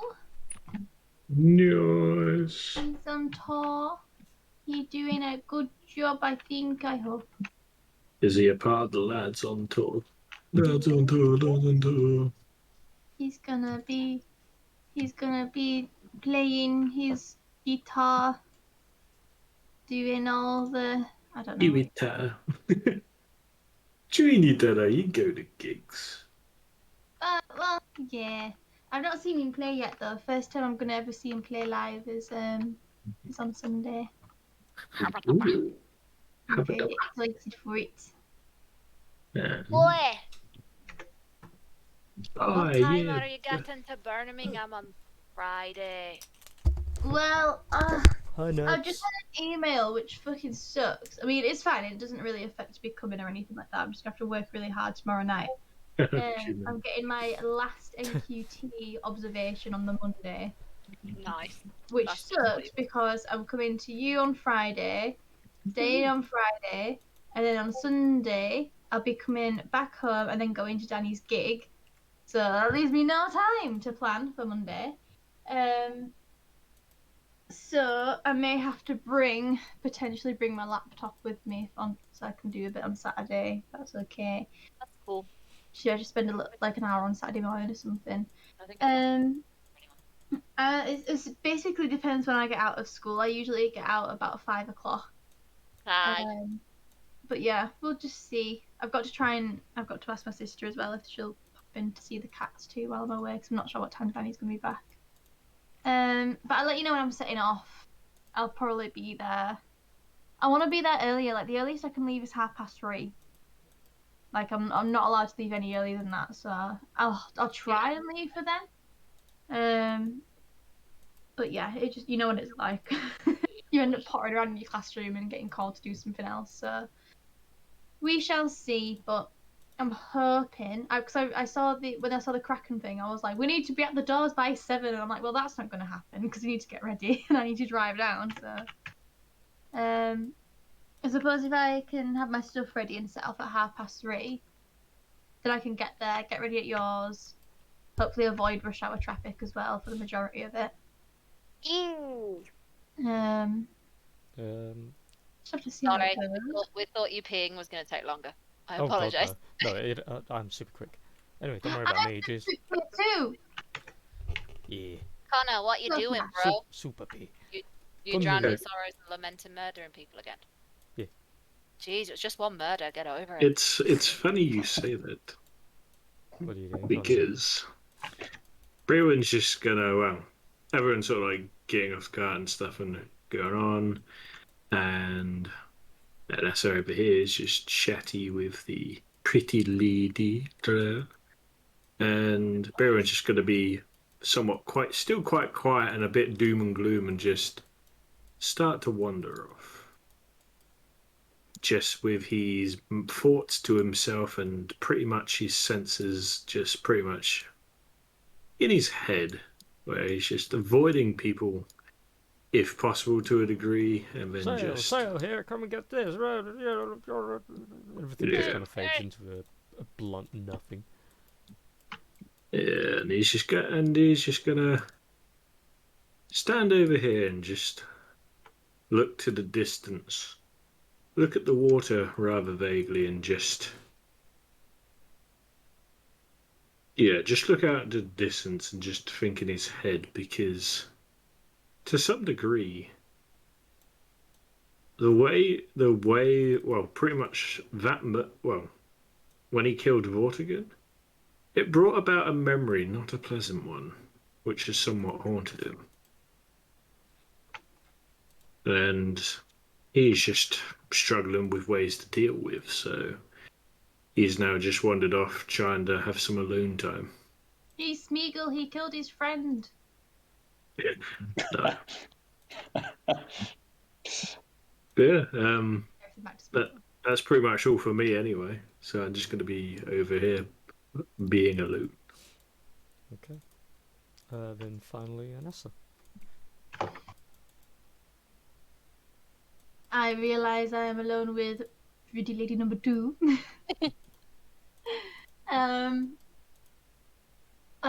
well have been making some general conversation with her, just asking her about Gustodon, if she's ever visited the what was it Cloud called? District. Where am I from? Red Light Willow. District. You, I believe, were Willow Plains? Yeah, that's it. It's in my bio. I keep forgetting that. Yeah. Willow Plains, if she's ever been there before. Nope. And I'll just sort of gesture her along so that we can head towards the tavern. Ah, I stood on her. Crushed her. She's dead. Sorry. What a bad host. Don't You crush all left her. I was doing this town a service. I was doing Himself a service. something, yeah. was originally gonna bring her with me, but I got distracted trying to take care of the cart. And the And the child. boy. It's understandable. Yet again, Ethatari's being the responsible adult. Yeah, but I forgot the guest. Yeah, but you did remember the child, and I think that's pretty important. Yeah. Why is a nest so big? I don't know. What? I think it. She's a big Hold on. queen. She's huge. Stomp. Stop moving! God damn it! There we go. We told you about drinking random potions. Zip zap zoop zap. It looked like vodka. Okay, so you two. I'll get us a round of drinks and make sure that we still got our rooms as well, wherever we were staying. The garland. That was it. There we go. I think that's. No, it's still. God damn it! What is the fucking sizing of these? Oh, there we go. Sorry, ignore me. Carry on. Oh, we joined these guys. Yeah. How good of you to abandon your guest. They had a job. I kind of thought she was going to kill everybody. And thought, best get out the way. But it turns out she's not, so we're all good. And get a round of drinks.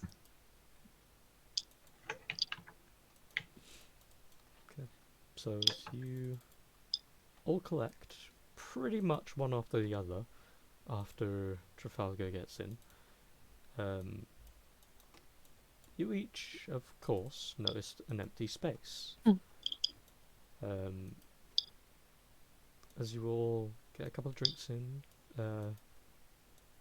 one by one, drinks poured for you, and you note that she doesn't ask for money. I don't think, for the most part, any of you really fight against that. What, as a cluster, do you lot want to do? As you enjoy a couple of brews, with no real fight against anything. There's no worries going on as of the moment. Harkon kind of looks over once as you all reconvene, and then his eyes drift off as usual. Oof. We noticed that the drink isn't going down as quick as usual, so there must be someone missing. Well, I was hoping to have a chance to talk to Breven, so I immediately noticed he was missing. I'm gonna just look over my cup and say, perhaps you should go check he hasn't thrown himself off the bridge. Well, I thought he'd be here. He's always here. I don't think he's dealing well with the drowning the person. I know, but I thought he thought Then he why could. did you do it? He's a grown ass man.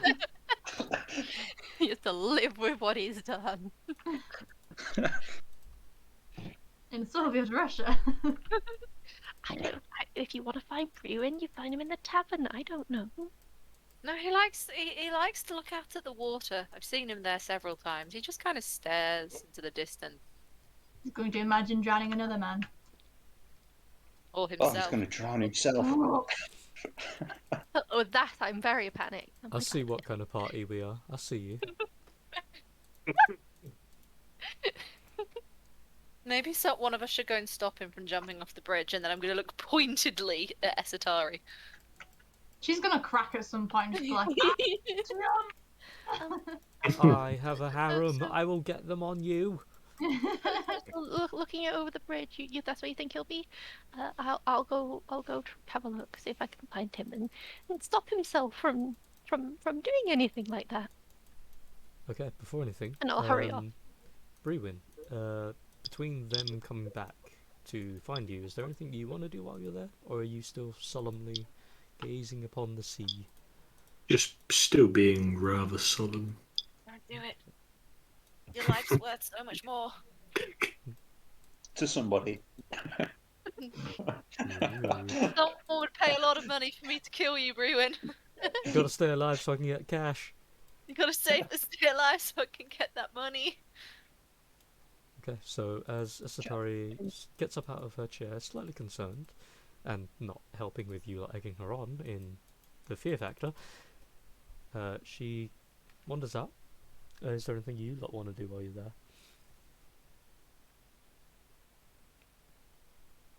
Just continuing drinks? Yeah, I'm just gonna look suspiciously at Trafalgar, like, and just look at. Sorry, that's my dog going crazy in the background.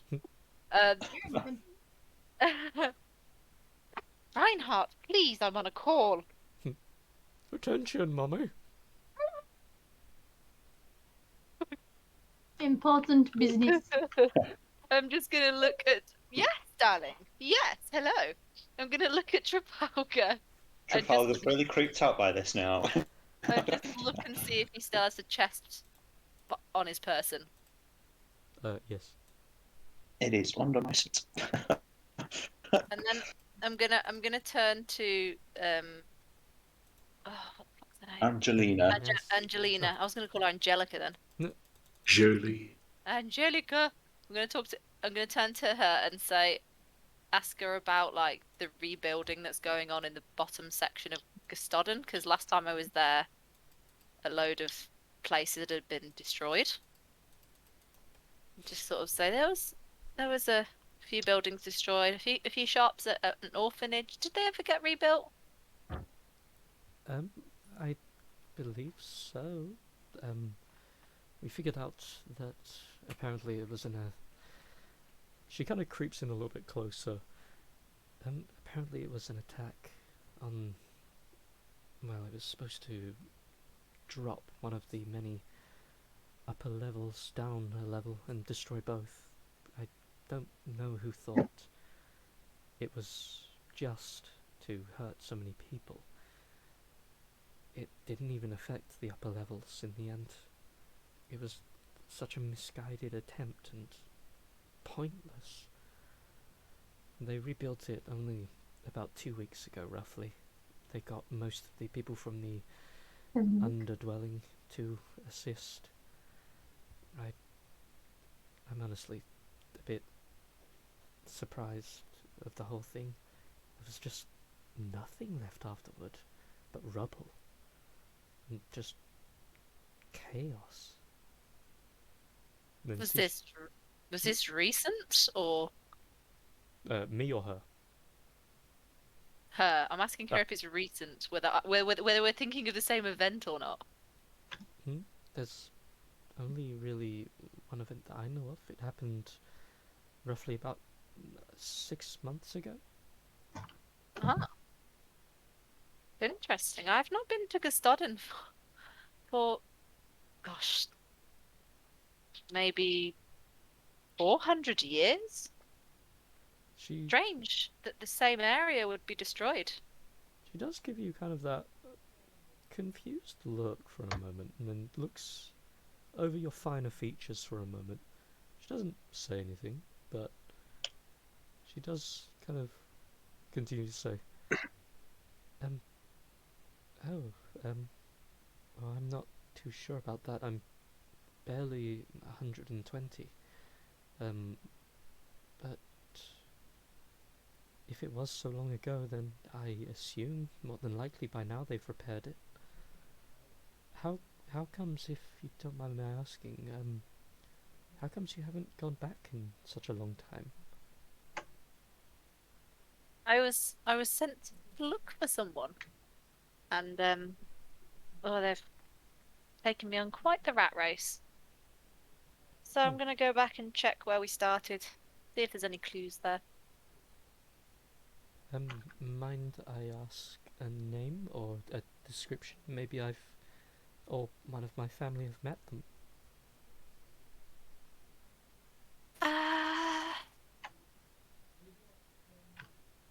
It's a member of an organisation that I'm not really meant to speak about. Oh, okay. Uh, I won't pry anymore. That's fine. I apologise. Okay. That's all I wanted to know. I'm Okay. gonna go back to drinking. Flicking my tarot cards around and just shuffling and absent-mindedly. Nessa Trafalgar, anything?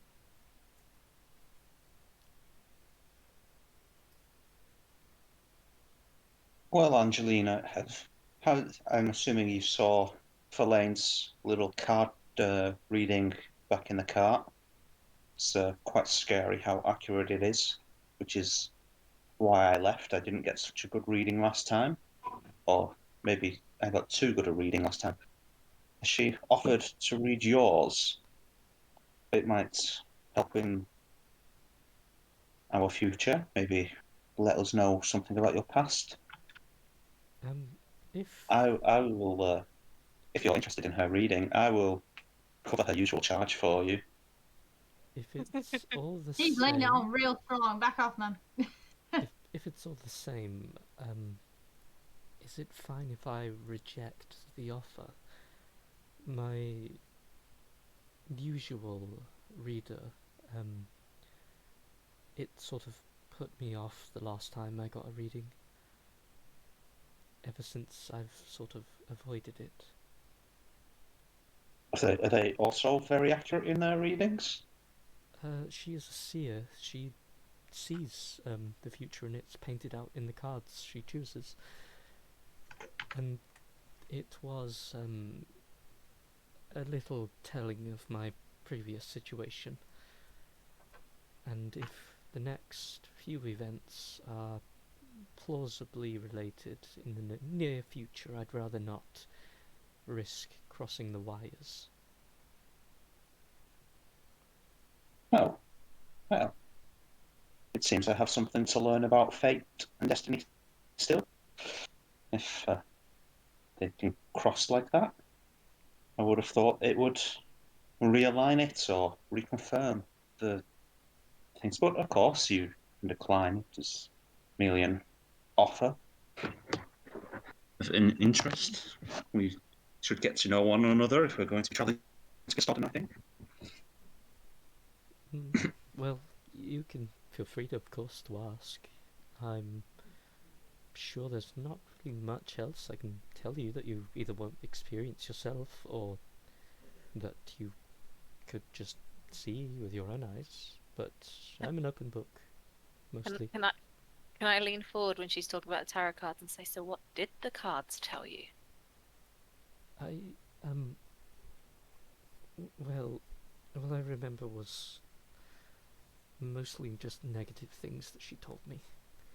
I don't remember the exact cards. She always held them in a way that allowed me to see them for a brief moment, and then her eyes would go strange, and she mentioned the damning or positive effects. One of them was about my inheritance, that it would be shimmering. I'm not exactly sure what that meant. I just assume it means a lot of riches, which I felt was sort of a given.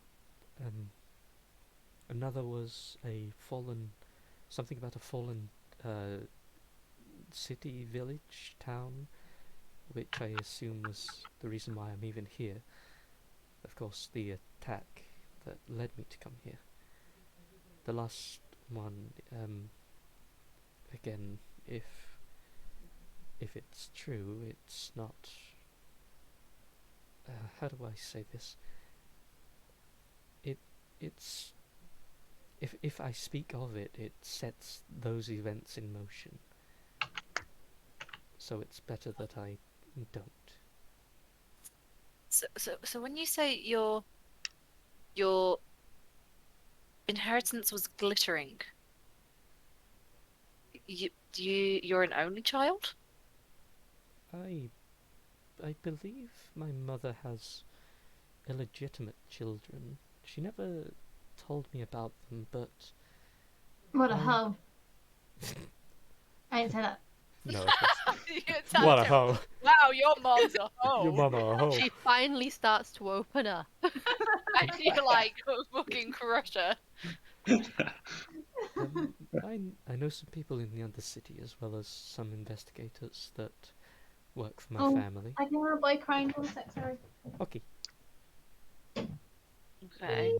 And well, they kind of let loose with a few gold in their pockets about a couple of the Undercity children that were birthed by her but left in the slums. Couple. A couple. I'm not too sure how many, but I think it's at least 2. She mentioned that she favoured one, but would never see it again anyway. Is this normal? The noble to have many illegitimate children? To my knowing, yes and no. Usually if it's with an unfavourable suitor, they will deem them unworthy and just set them aside, but in some cases they will just not bother. Unless the child is of some degree of, I don't know, magical richness, or has some political leeway for them, they will often be left aside. Because if they can't make use of them, they're not going to risk their nobility on it. Like I said, they cherish their history.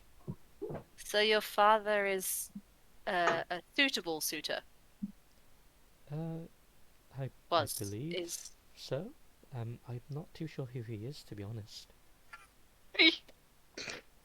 Oh! Wow!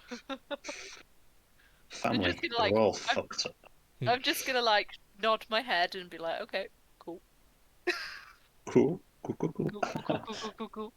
No doubt, no doubt. No doubt. Cool. My little boy's purring away now. He's next to me. I'm just gonna take a swig of my drink and be like, how the other half live, huh?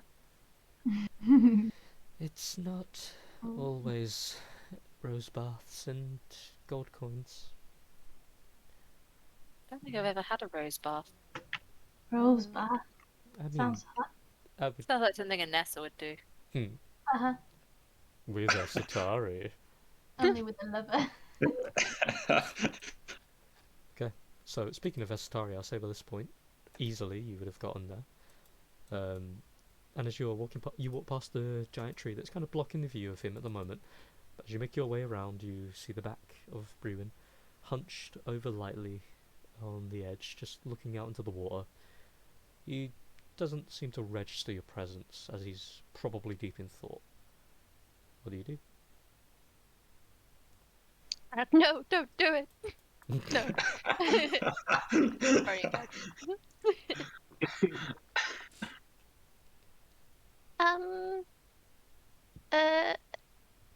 Briwen, I don't want to interrupt you if you're busy with anything. Or maybe I do. Wait, 1 second. I want to see how far you are. I'm going to say I'm very deep in thought. I don't hear that. I'll speak in your mind this time. Try block this bitch. Bitch, answer me when I'm talking to you. Interrupt your thoughts physically. Braywin will just perk up just a little bit. You see, rather than a slunch, it's more or less. He straightens up his back a little bit, and he just is like, and you just hear him reply saying,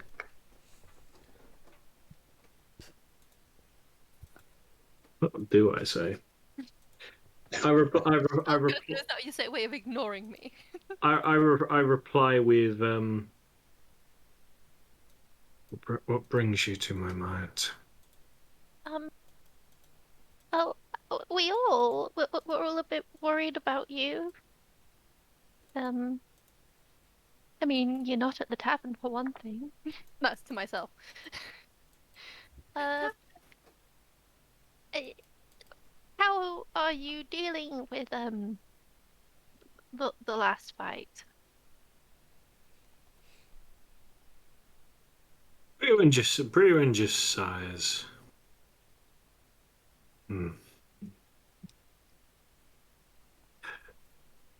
It's not just killing a man. It's brought about something else in mind. And it's a burden to carry only alone.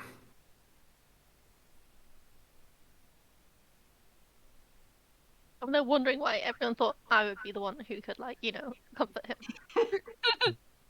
This is where it turns into like a romance novel, and you're like, you don't have to bear it alone. I'm here for you.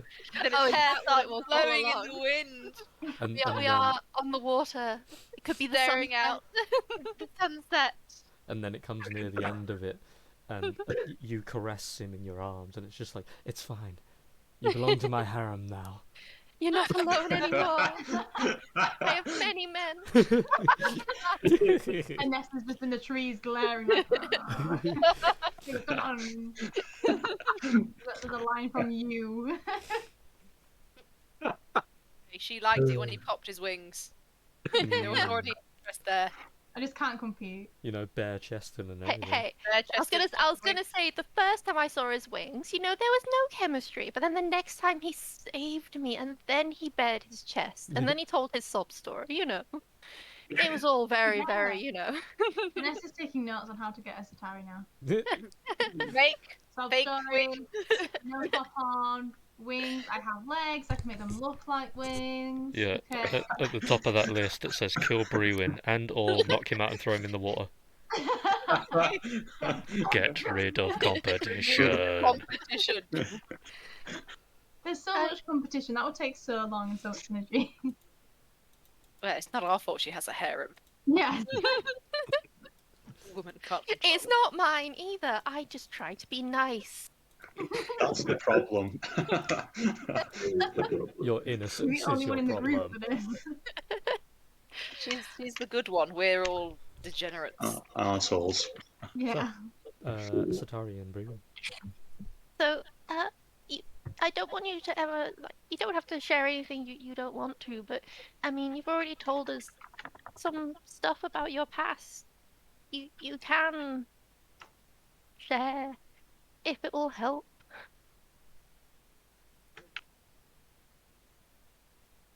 You just see Brewin's face just go quite dark as you say that.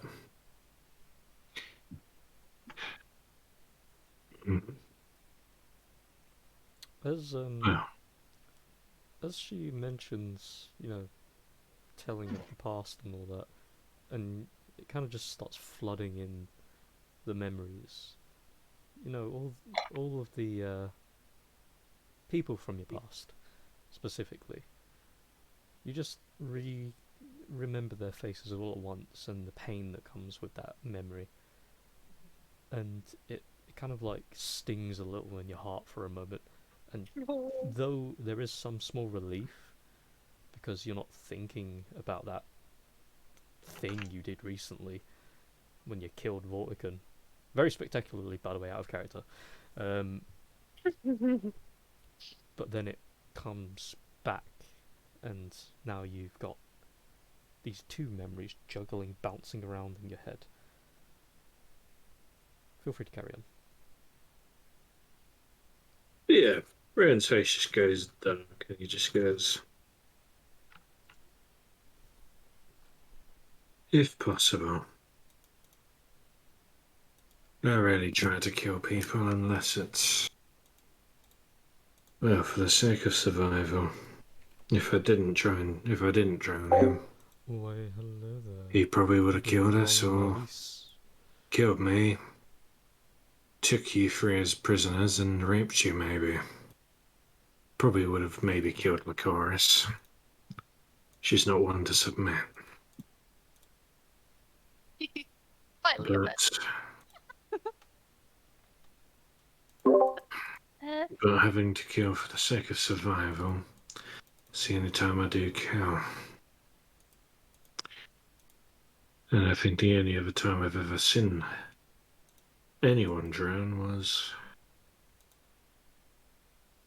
a young girl who I used to know who was a childhood friend drowned in front of me.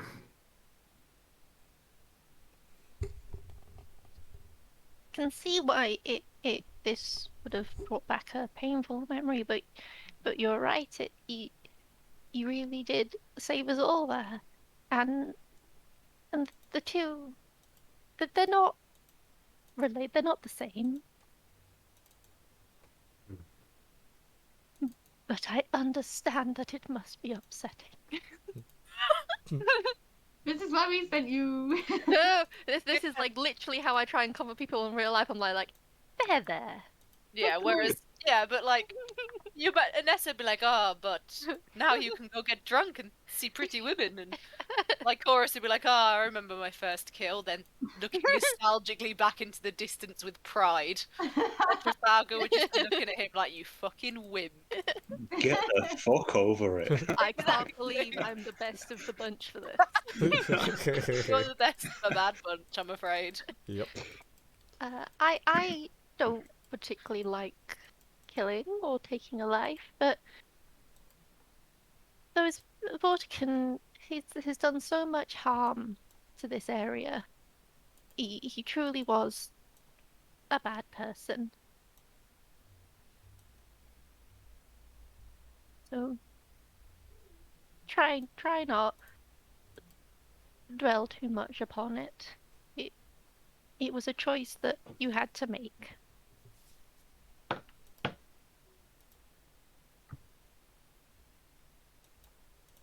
But it's as I've been told once. When you dirty your hands once, you're bound to do it again and again, until it becomes a hobby.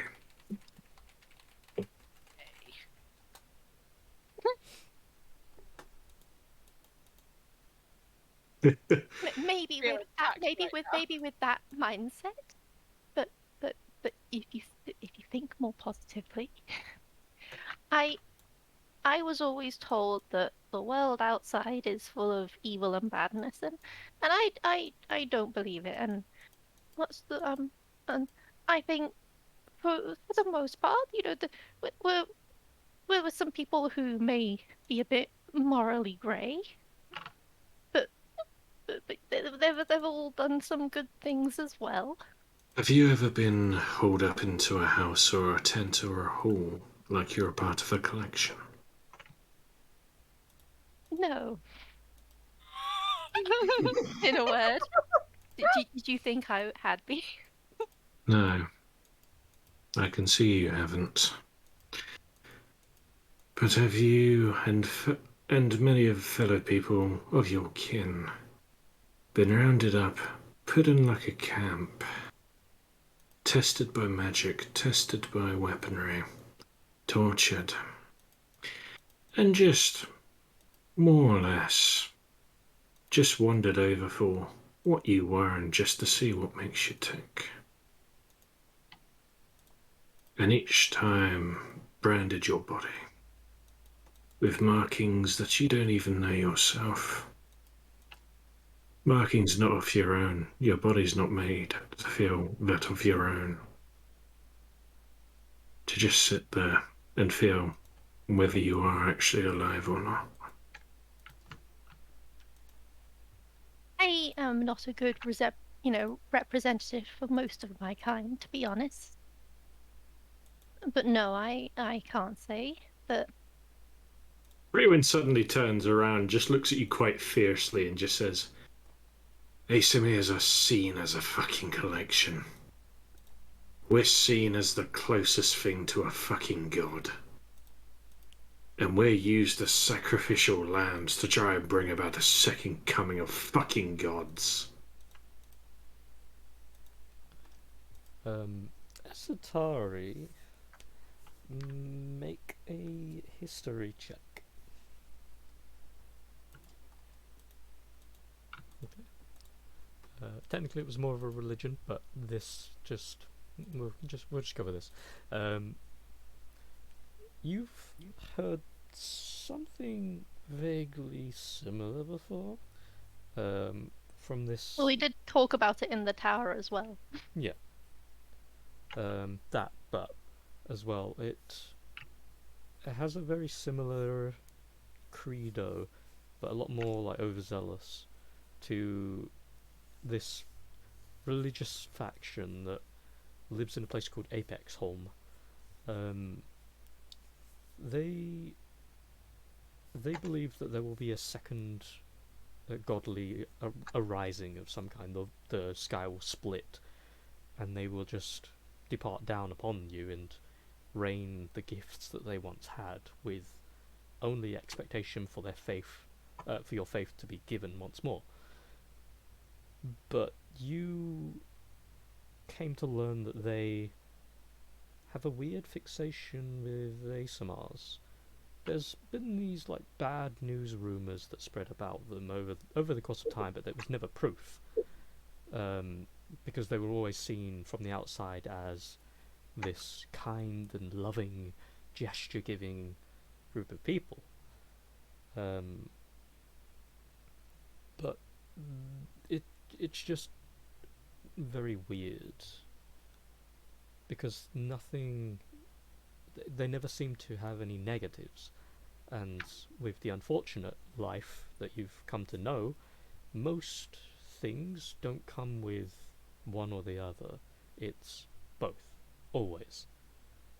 So they're clearly hiding something, and the story that he's talking about here, it's starting to put ones and twos. That it's just a bit weird.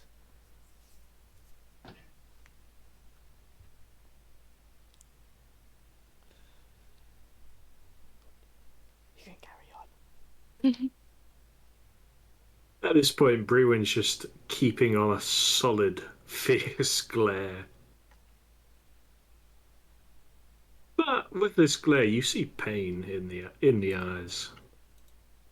You see his sort of like jaw sort of like quivering slightly, and his teeth are somewhat grinding against each other, because he's just remembering the pain.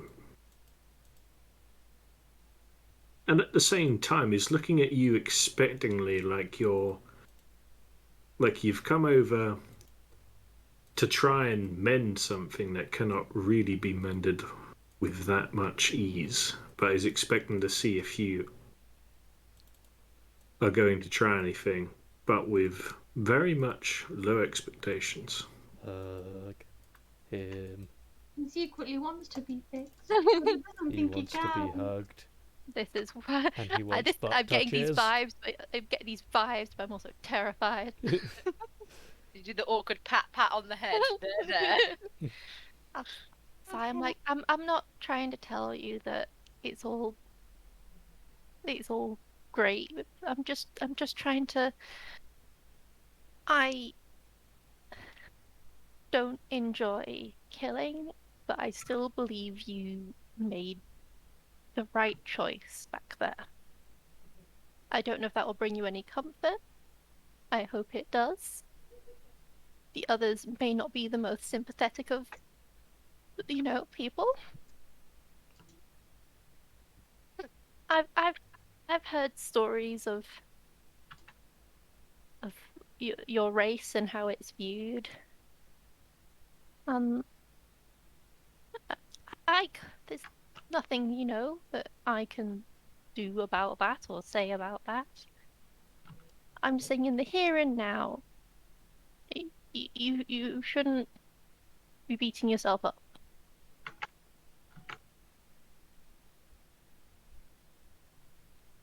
Which he'll stop grinding his teeth. He'll just blink just to sort of like, and just untenses. He just slumps his back against the wall, just looks up and just exhales very deeply.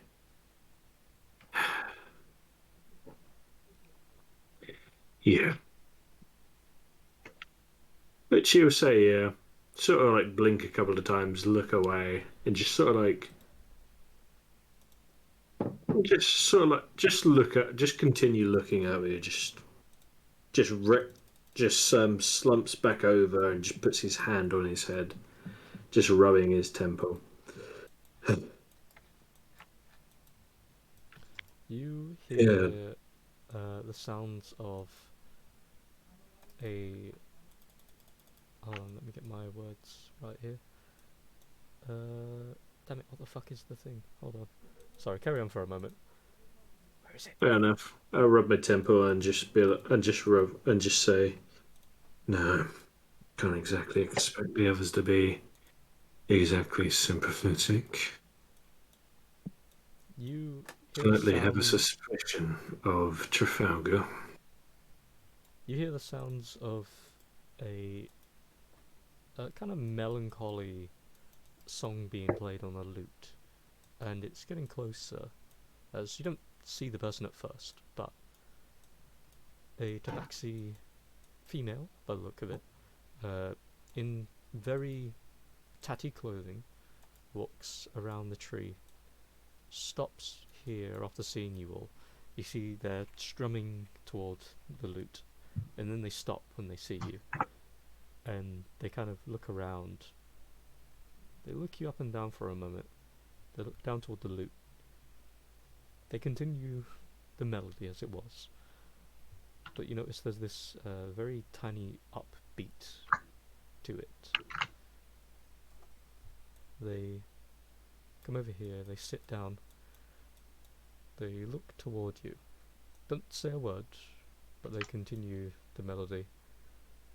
And then they kind of lower the lute slightly, place it on their knee, and make what looks to be like hand signs. And for the sake of context, this person is doing shit, what the fuck is it? When you're deaf, it's those hand signs. Sign language. Thank Sign you. language. Sign language. God damn it, I hate words. Yeah, you can see they're doing sign language, and I will go by the base assumption that neither of you will be able to know that. But No. they start doing sign language, and as you kind of just stare confused, they point to their ears and make a cross mark, and then pick up the lute and start playing. And then they turn away.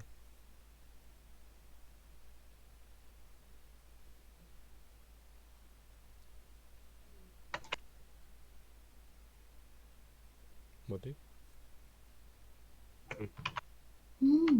Which he stopped, which Brewin stopped at as he said he had slight suspicions about Trafalgar, which were unfounded.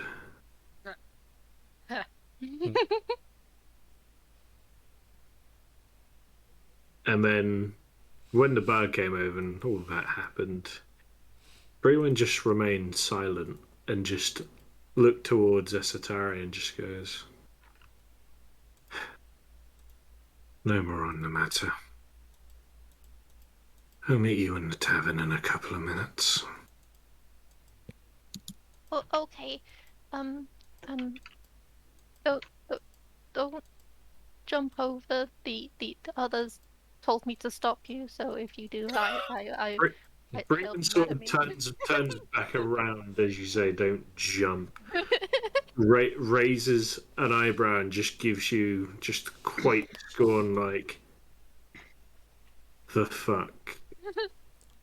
You guys hear twing as one of the strings of the lute snaps, and then you see they look down, and then they look over toward you, confused, and then you see they start to try and fix the lute back up. Natural one, motherfuckers. Oh, unlucky.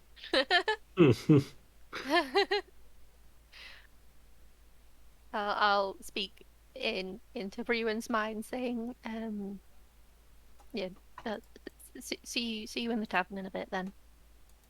No. Go Very well. round the player. Beer will just nod, follow with a head shake. if you spoke into the deaf person's mind, would they be able to hear it, or would they not recognise it as words? The mole heard me, so I think technically speaking, the way it works with telepathy, and if I'm being honest, I'm pretty sure it would work with a deaf person.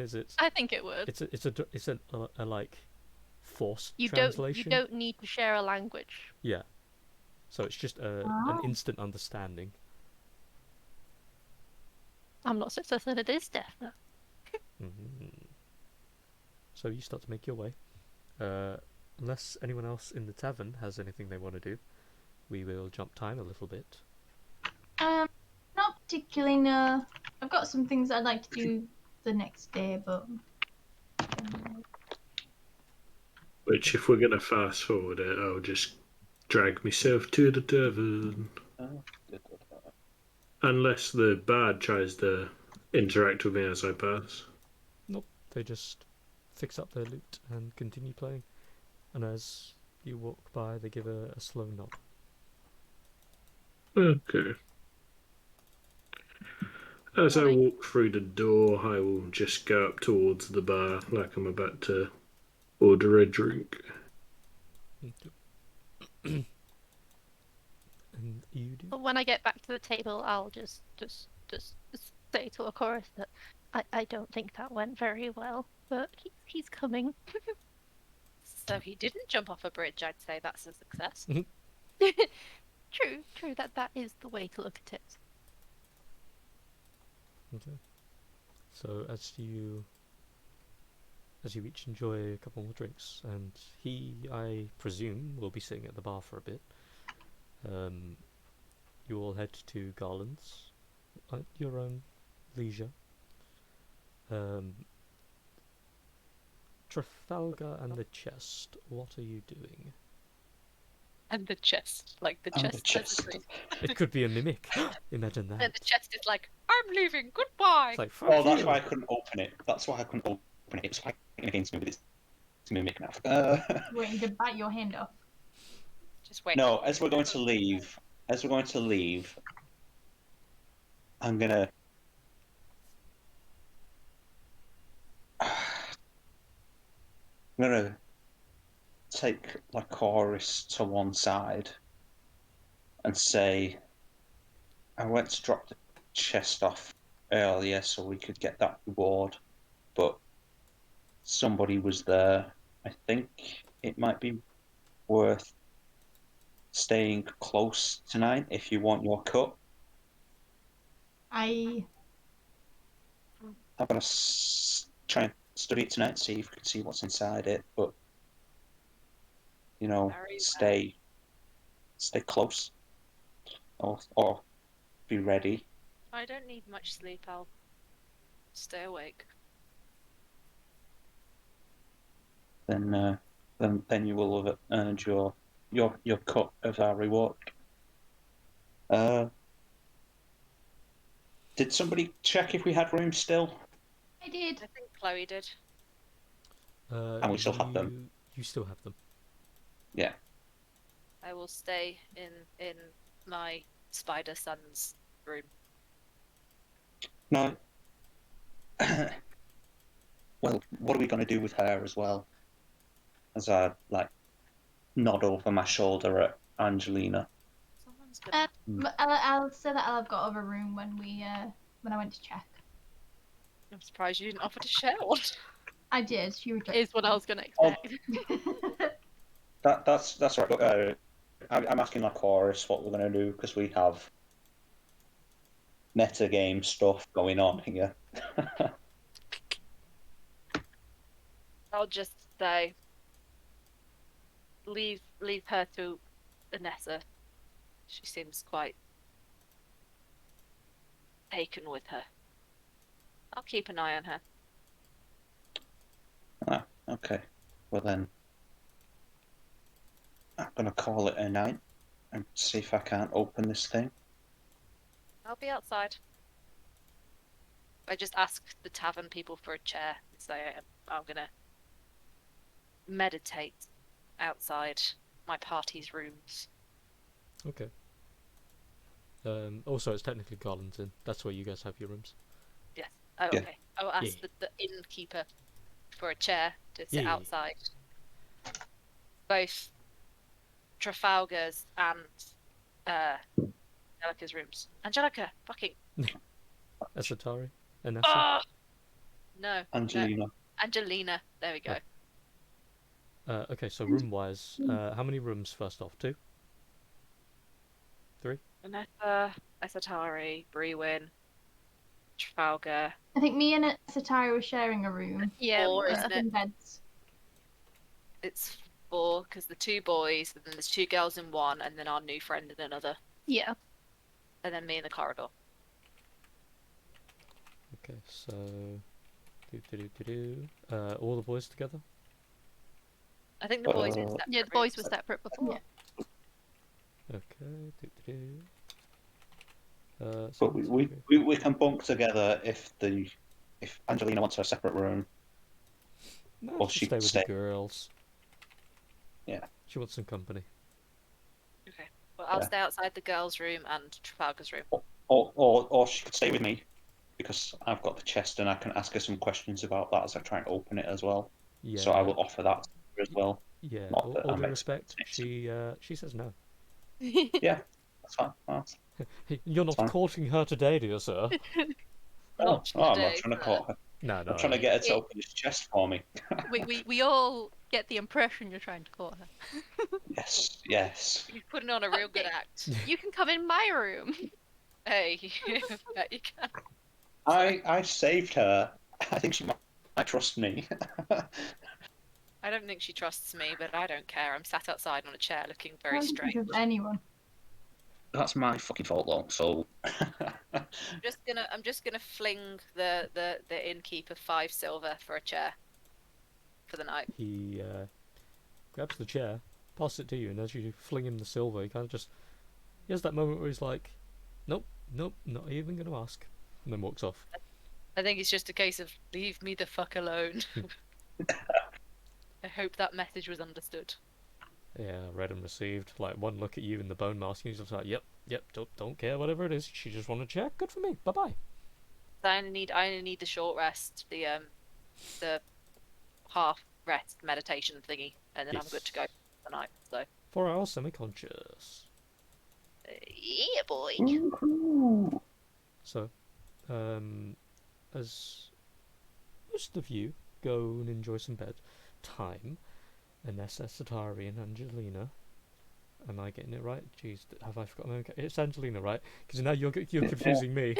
I'm sorry. yeah, Fuck. that's what I had in my notes. But then if my notes are wrong and it was Angelica, I Wait, don't let want to me get sued because I'm pretty sure it was Angelina. Yes, Angelina.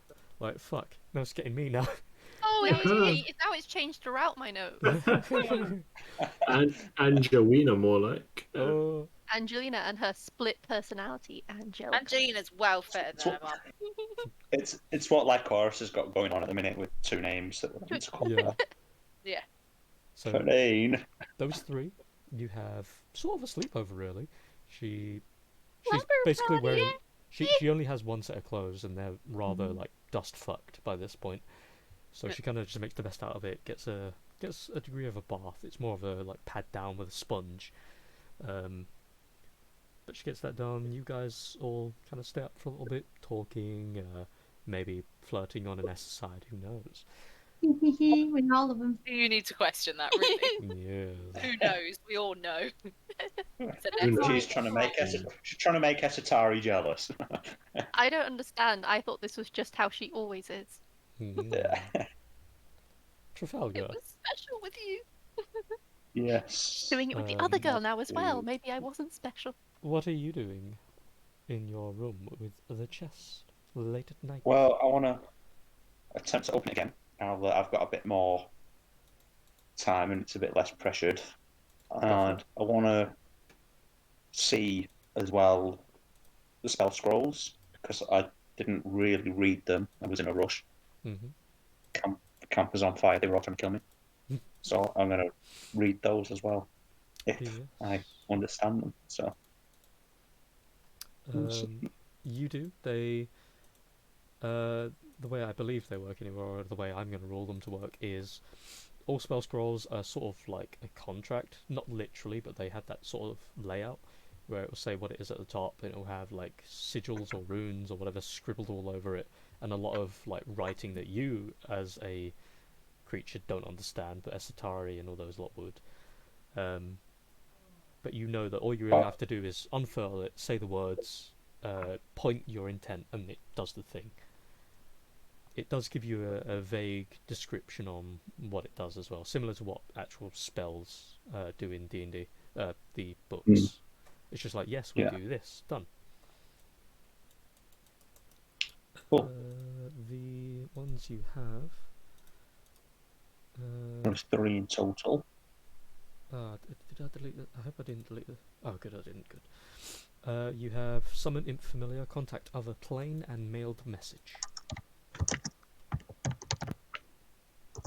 What?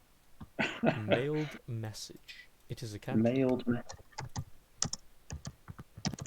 No. Summon Imp Familiar. Mailed message. Ooh.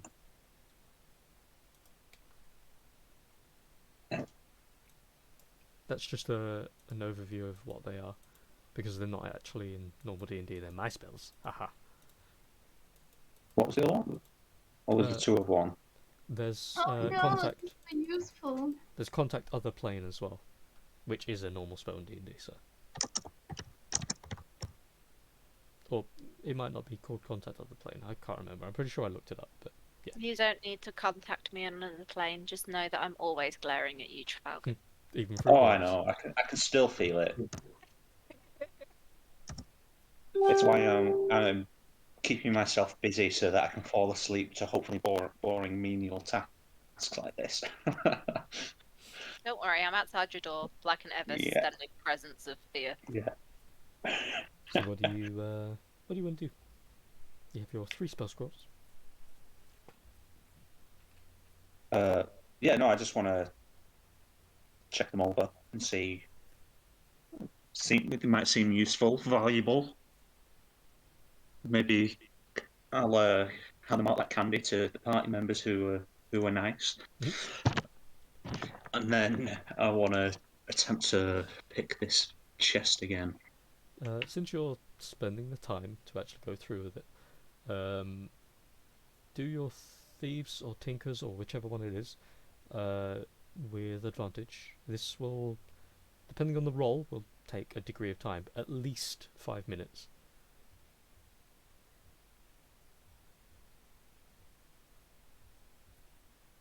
Ooh, fucking Jesus.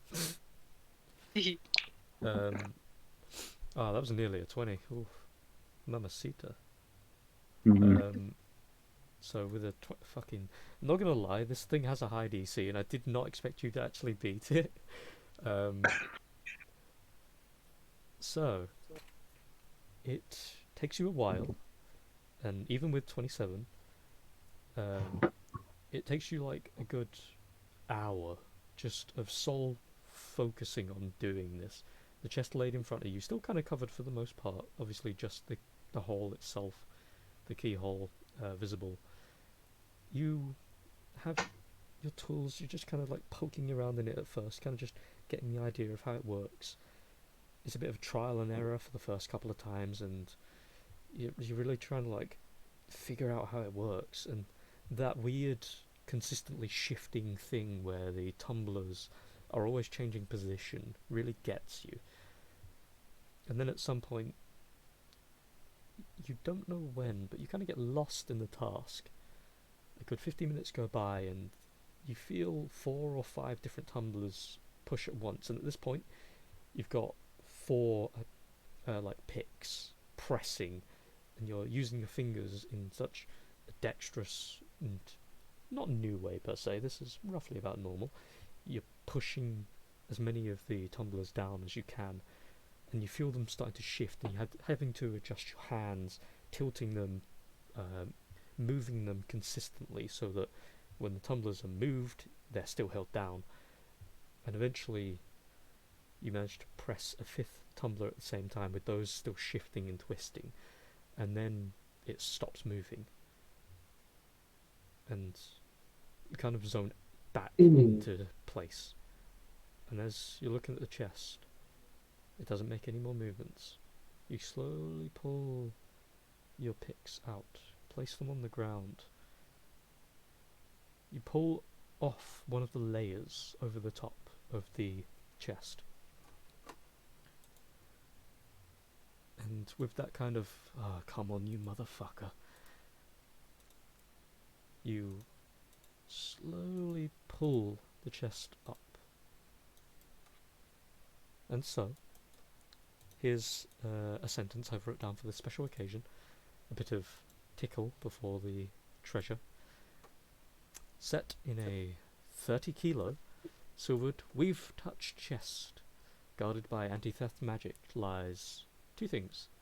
Firstly, a delicate red rope with golden ties to bind its contents inside, soft to the touch of silk. This is when it's open, by the way. Yeah. Guarding a piece of what can simply be called almighty, wrapped in crystalline form. Emanates a rainbow-like colourful hue outward the second the chest is open, and the entire room, dark or not, now shines with light. Do I see the light from outside? I'd say there'd be a small crack underneath the door that gives off a little bit of light. You do see a weird, like, sudden rainbow hue, and your eyes immediately, like, flick. Your semi-conscious state broken, and you look over. I'm gonna go to the door and then just knock. Be like, Trafalgar. As you're... I'm gonna... as you've got a moment before that, as you look down into this chest, this is what you see. Oh, it's so shiny. Oh, so shiny. So pretty. You notice, as you look down at it, it looks... All of my It looks slightly damaged. no. Not cracked or anything, but there's just something about it. It just rubs you wrong as if it's incomplete.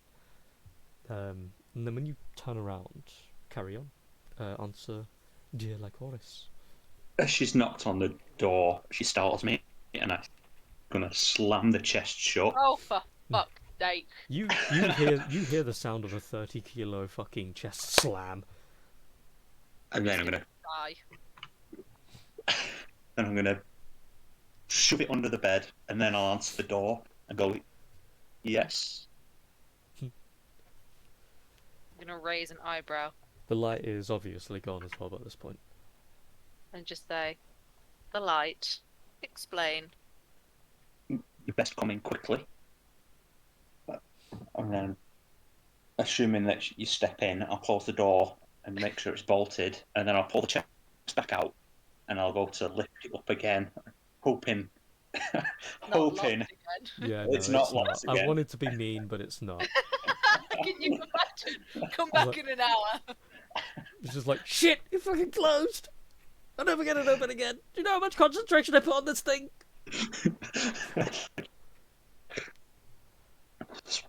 Well, I'll as I go to lift it and I see that it's still unlocked, I'll just lower the lid again, and then I will get a blanket or something and try and cover the door. It is covered by one. A silken layer of sorts on the inside of the chest. And I'll try and get my bed in and hang it over the door and things, and make sure all the blinds and windows and curtains or whatever are all pulled to, and so that no one else is going to spot the light when I open it up and show our secret treasure. As you lift it up again, the light starts to beam out, and as the pair of you look down into it, similar thing, you see exactly the same thing, but after a couple of seconds you see the light that's beaming out of it suddenly has more red than it has everything else. It's not like it overwhelms, it's still a rainbow colour, but you notice more reds fill the room. Have I ever seen anything like this? Nope. Probably not, right? Nope. Have I ever seen anything like this? Make a history check.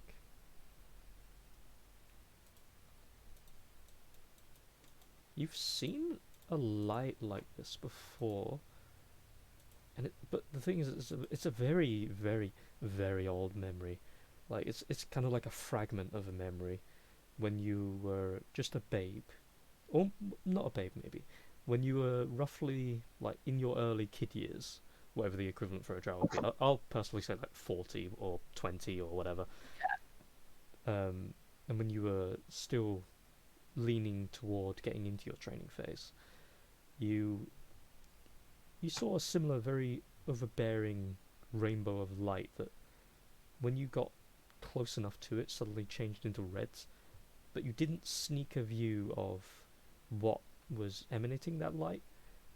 You saw a certain familiar, friendly face at that time close what looked to be a small, like, chest box, and then seemingly got to the point of distracting you with training. That would be the only other time you've ever seen that kind of light, but not the gem. I'm gonna look kind of startled and just turn to Trafalgar and say, "Who buying this?" I don't know who's buying it, but I certainly don't think I can just take this out of the chest and drop the chest at the pickup point. Because, I mean, I'm not going to be able to hide this on my person, shining like this. Who So, knows? Who knows who's buying this? Out of characterizing? Would Trafalgar know a contact for me to ask? At the moment, you guys know that Harkon is the only person that you can talk to for these matters here. Otherwise, you would have to go to either the Iron Road or Gaston and find someone.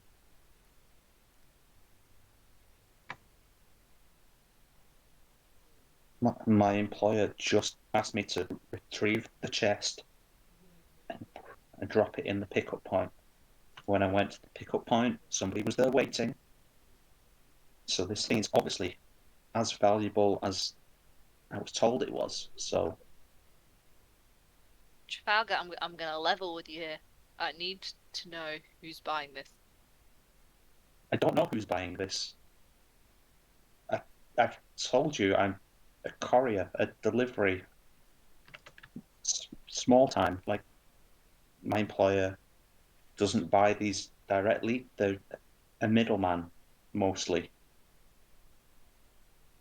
I don't know who's buying it. I don't think we can spend the time and wait to find out either. The longer it takes for me to deliver this, the more likely they'll send someone else to retrieve it. Where are you delivering it?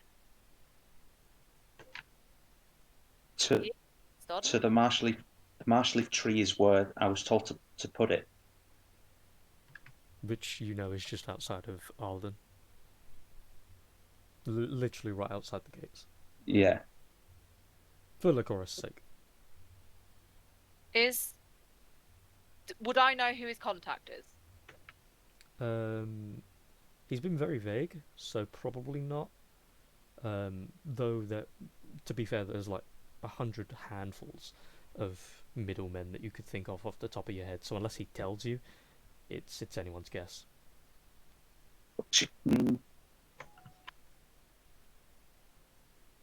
Although she does know as well, I'm based in Theron because of the conversation earlier with the drow. Mm-hmm. If that gives her a better narrowing it down.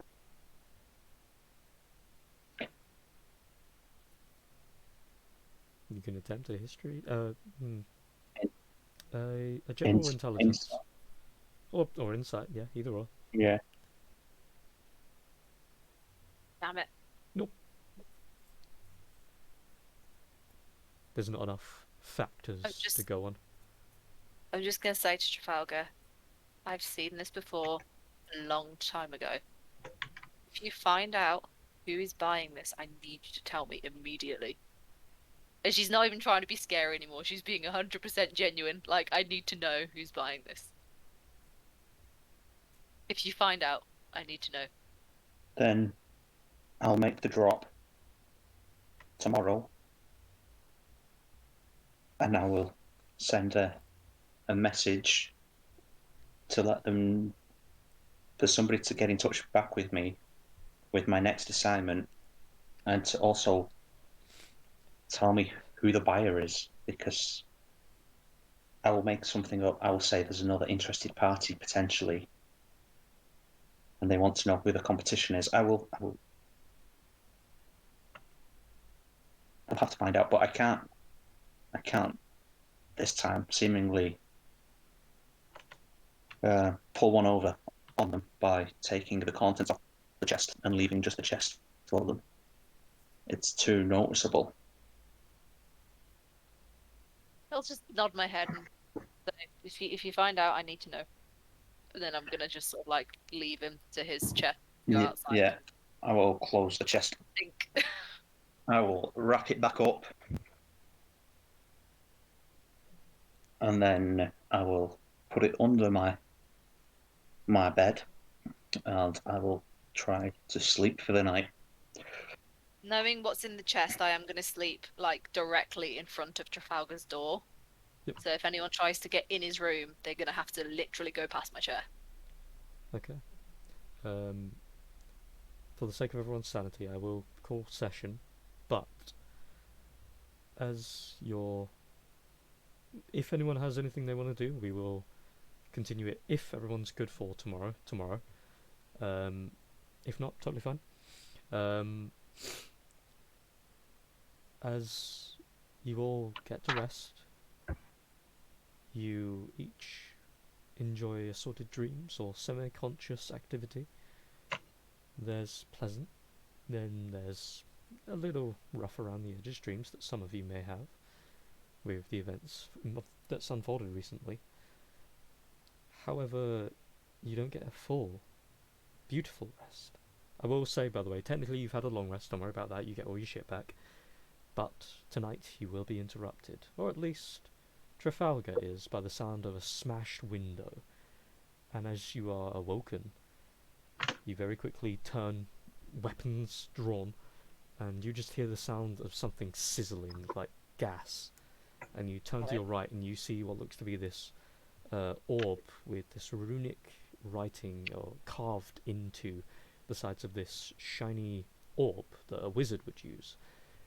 And you see it stretched out to be sort of like a dumbbell shape.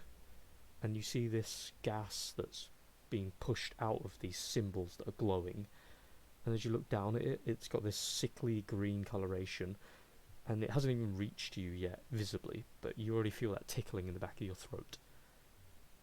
What do you do? I am gonna just shout. I'm not even gonna pretend with a different name. It's just gonna shout Lycoris, and then I wanna try and throw whatever bedding there is, blankets and things, on top of this thing, and then try and pull the chest out from under the bed and make my way out. I'm Of the gonna room. slam the door open Mhm. as soon as I hear the name and just drag him out by the collar. Okay. So as you quickly grasp him and pull him out, He's you really notice- heavy, right? yeah, very heavy. But I mean, at this point, you're like adrenaline rush. Get this fucker out. Pull full body, drag him out, and you see the smoke pluming outward. You look down toward the weird like device. And it was a big cock. Well, I mean, might as well be. Nice. And that's my other half, everybody. He's also a big cock. Yes, please. Yeah, god damn it. You look down at the device. It looks familiar. No. It isn't like, oh no, person familiar. It's mortal. I know what that is. Yeah, it seems someone else that works in the same industry as you has made themselves aware, and they have invited themselves to fight. someone commonly known as the Trapper. What? You're bringing Dead by Daylight into this? Yeah, fuck? no, but similar idea, but no. He is well known for traps and large displays and making sure to always have a way out. And you know that this is going to be a very, very long night. And as you drag poor old Trafalgar out of the way, we'll leave session there. Cool. I'd just like to state I'm in front of him. Yes. Like I pull him out and I'm in front of him, like blocking the way. Mm-hmm. Yes. But I have the chest. He is small boy with chest, and I am big lady with sword. Yes. Well, I'm not big. I'm not tall, but like You're the strong. I'm Comparatively. strong. I am strong and 5'9". Hmm. So fear me, for I am tiny. I with am a sword. scary. My sword is probably as big as Trafalgar. Probably, yeah. So yeah, Small boy. that's your session, everybody. Oh, Enjoy. is everybody ready? Okay for tomorrow? I am.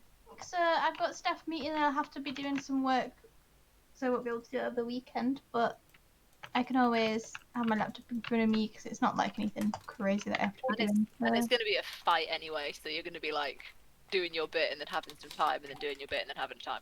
Yeah, exactly. So I'm cool with that. Cool. Yay! Yay. Mm-hmm. So. Looking forward to it. Yeah, same. It's going to be fun. It is. Yeah. Oh yeah. Oh, I have been muted. Okay. God damn it, Connor. God damn. I That's won't be. what happened before. Yeah, I won't be around tomorrow. Oh. No! Okay. Oh, that's okay. You can blame Holly. Ugh. Yeah. Don't bring your girlfriend into this. Yeah. Joking. No, you can't, because I was like, yeah, let's go bowling. Bowling, gazzing. Yeah, Well, at because she least was we like, got today in. yeah. What does Friday sound like for everybody? Connor's We here. will be out. And Chloe's here. Yeah. Oh, shit, right, duh, fucking hell. Birmingham. Fucking Birmingham. We're going to be away all weekend. Yeah. Nerds doing social things. Yeah. We are terrible. Oh Getting yeah. drunk. Getting crunk. Getting drunk. Getting drunk. Getting drunk. Getting drunk. Oh.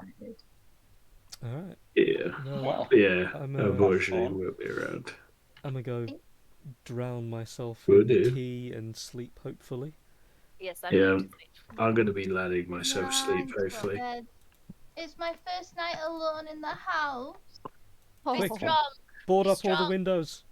I've locked out all the doors, and I've got the cats guarding me, even though Luke is asleep and Jet just farted and walked away. So That's I might weird. die from That was weird timing. That. It's like, Yeah. yes, I'll protect you from all the evil, but also I've just farted. Goodbye. Goodbye. You'll have to deal with that. Don't Funnily worry, enough. if the cat fart kills you, it also kills any intruders, so you Mhm. won't go That's out. true. Funnily enough, on He that was sat note, on the desk in front of me, lifted up his butt, farted, and walked away. I have also farted and I'm going to go off. Bye. Bye, bye guys. Bye. Goodbye. See you later. I look forward to next week. And that is session. Thank you for anybody who is still watching and has watched in general. My group of idiots are amazing. And that is all I have to say on the matter. Goodbye.